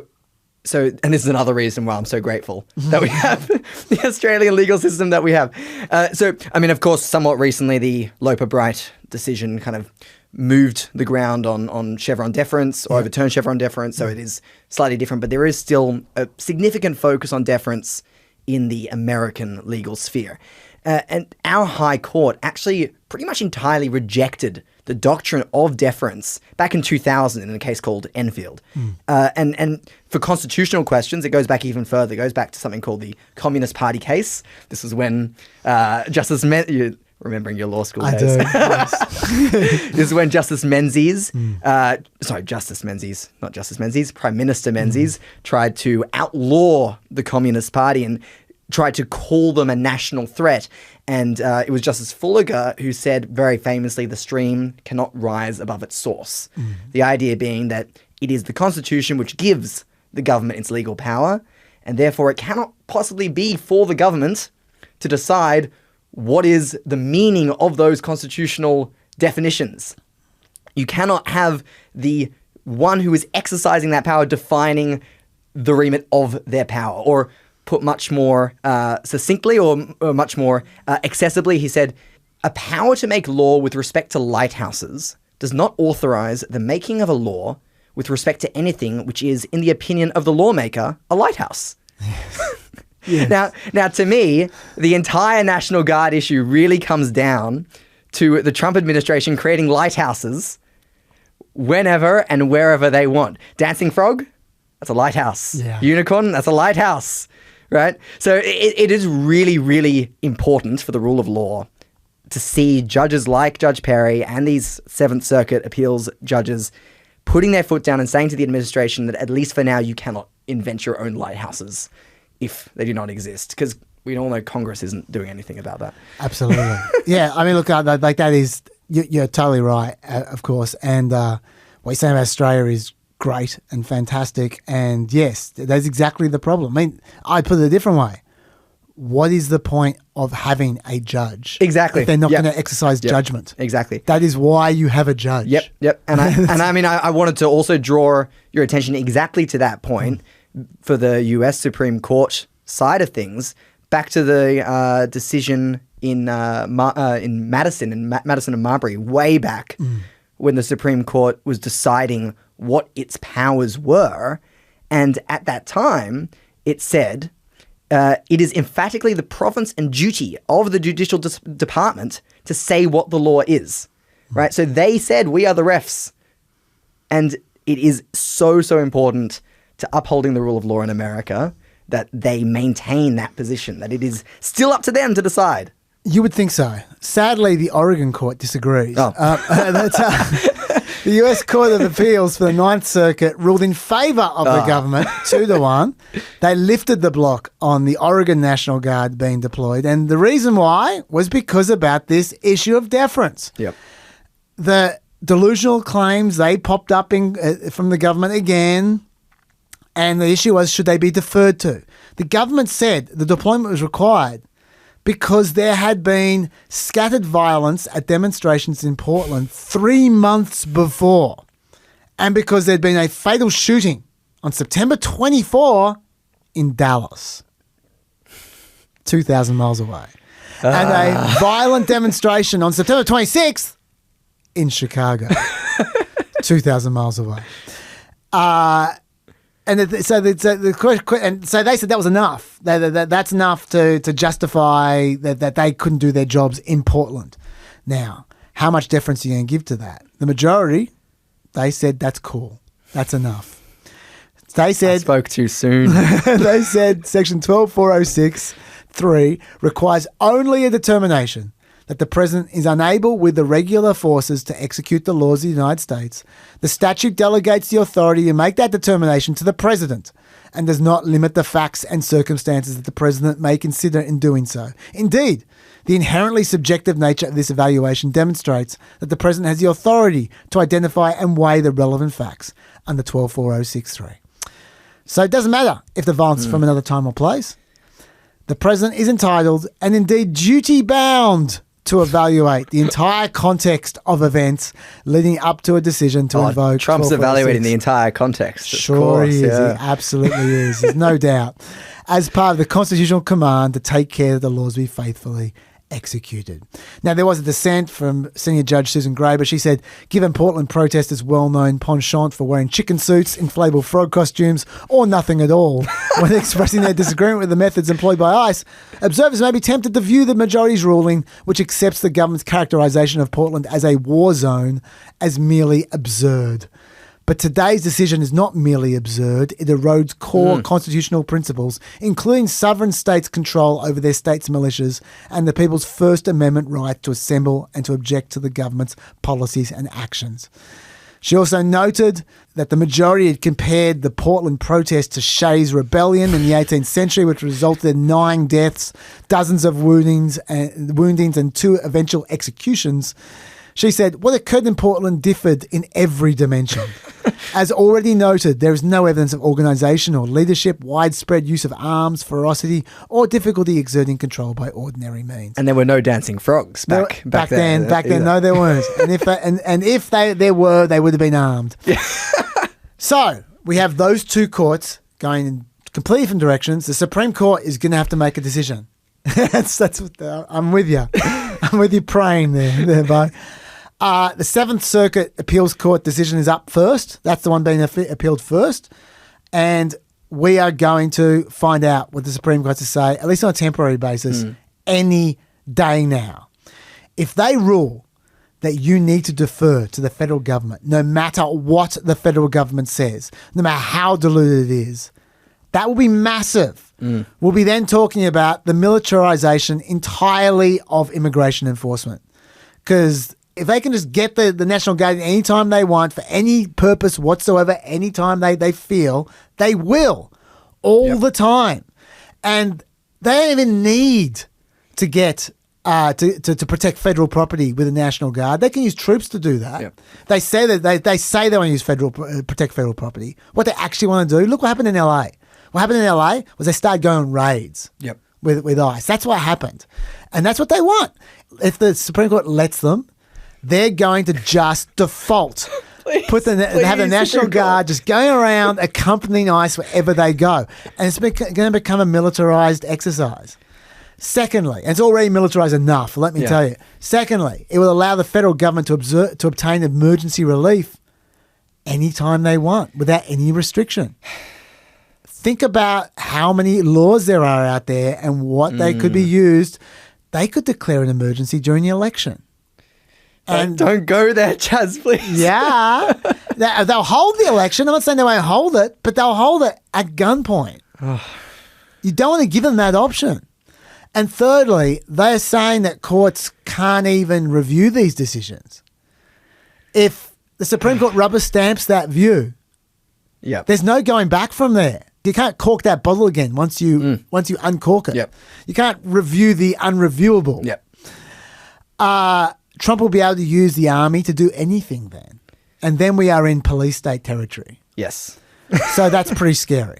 Also scary is what Trump is preparing to do if they turn him down. Yes.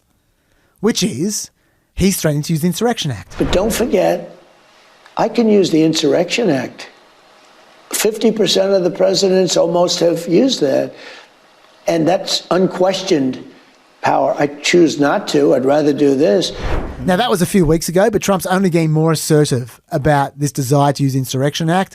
As the Supreme Court case draws nearer, he's saying things like this. You know, people don't care. If we send in our military, if we send in our National Guard, if we send in Space Command, they don't care who the hell it is. They just want to be safe. And we're doing that with all of our cities that are troubled. We have cities that are troubled. We can't have cities that are troubled. And we're sending in our National Guard. And if we need more than the National Guard, we'll send more than the National Guard because we're going to have safe cities. We're not going to have people killed in our cities. And whether people like that or not, that's what we're doing. So just so you know, 17 presidents have invoked the Insurrection Act. It does happen sometimes, although it hasn't happened since 1992. That was the Rodney King riots. It was the last time it happened. Trump's right, though, about what the Insurrection Act means. It means he can do whatever he likes. It gives the president the power to federalize and deploy National Guard troops to enforce the laws of the United States. And it, unlike these other laws, in the legislation, it defers to the president's judgment. And solely the president's judgment of whether conditions on the ground fit one of those circumstances. Even if I'm a judge, even I am letting Trump get away with some of these bullshit claims. Good thing you're not a judge. Under the Insurrection Act, that is, because it's just the wording is there. Unless you hold the Insurrection Act to be unconstitutional as a law, it's very, very clear what it says. Well, I mean, I guess if the Insurrection Act was being used to go against people's freedom of speech protection under the First Amendment, then maybe might strike it down. Maybe. But this is what it says, quote, whenever the president considers that unlawful obstructions or rebellion against the authority of the United States makes it impracticable to enforce the laws of the United States in any state by the ordinary course of judicial proceedings, he may call into federal service such of the militia of any state and use such of the armed forces as he considers necessary to enforce those laws or to suppress the rebellion. Who passed this? It was a long time ago, and they were pretty authoritarian. So Trump's right about what that does. It's whenever the president considers it, he says. They say. So it authorizes the president to deploy members of the regular armed forces domestically. This is the real thing. Yeah, it's very, very, very scary. Yeah. But so I just wanted to say one more thing to this end. Here's the thing. In the legal game, the Supreme Court, they are the referees. What we said about Marbury and Madison, they are the refs, or at least they're supposed to be the refs. Yeah. That's why they have life tenure, because they're not supposed to be. Doesn't matter. And if they were doing their job properly, I think they would be paying more attention to the potential consequences. What you're saying, this police state, this is a very, very real and scary possibility. And if we look to the Insurrection Act itself, I actually don't think it's as hard as you're saying to interpret it or to use legal doctrine to constrain the president's powers. So if we look at what you just read out before, it said whenever the president considers that unlawful obstructions, blah, blah, blah, and then if he considers it necessary, right? Yeah. Now that language it's pretty clear. Yeah. But let's not forget Marbury and Madison. They are the ones who get to, being the judiciary, they are the ones who get to decide what the law means. And if I can just draw another analogy to the Australian courts have over and over again, even when the wording of the statute seems crystal clear, they will very often, especially in the migration context, they will make a ruling to protect the rule of law and prevent the government from overstepping in certain areas of administrative action. And namely, this is where, in Australian law at least, we call this a subjective jurisdictional fact. This is something where it is the subjective opinion of the decision maker to make that as to whether a certain fact exists, right? So whether it's a satisfaction, belief, opinion, this is something very similar to the wording of the Insurrection Act. But the courts in Australia have said it must be a properly formed opinion.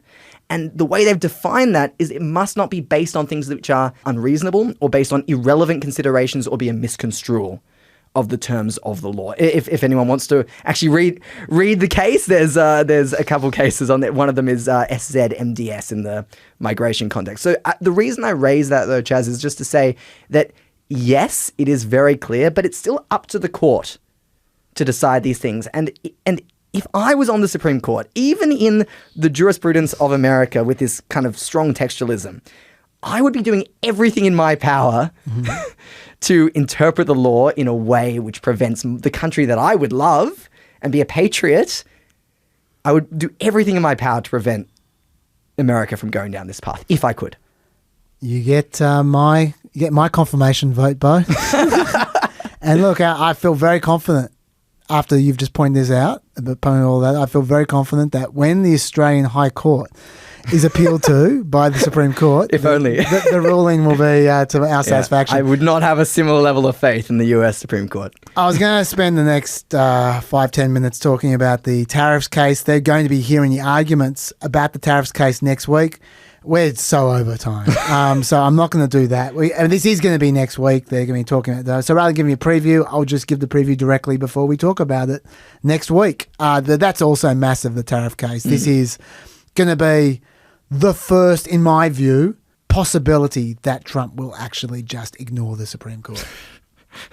Because he's clearly trying to bully them, clearly. Yep. I will just say, rather than telling the full story, I'll just say all that Reagan stuff, which we haven't even mentioned. Yeah. Ronald Reagan ad, Canada, all that kind of stuff. In my view, that's 100% about Trump trying to bully the court. I don't think it's about Canada at all. No. I think he's trying to scare the court. He's trying to build up the tension, build up the stakes. There's talk of him actually turning up at the Supreme Court when the arguments are being had and just sitting in the crowd and just staring them This down. is why they have lifetime tenure. They're not supposed to be able to be intimidated. Yeah, I know they're not supposed to be. But yeah, he wants this bad, these tariffs. And we'll talk about that next week. But that's going to be huge as well. These two cases are massive, massive cases. That's enough. Beau, thank you so much for stepping in there. And thanks for hitting the buttons before. You guys may have seen my mouse on the TV a couple of times. I'm not. It's okay. It's okay. It was the perfect crime. Peppers, thank you so much for riding with us, as always, and we'll see you next week. Till then, stay peppy.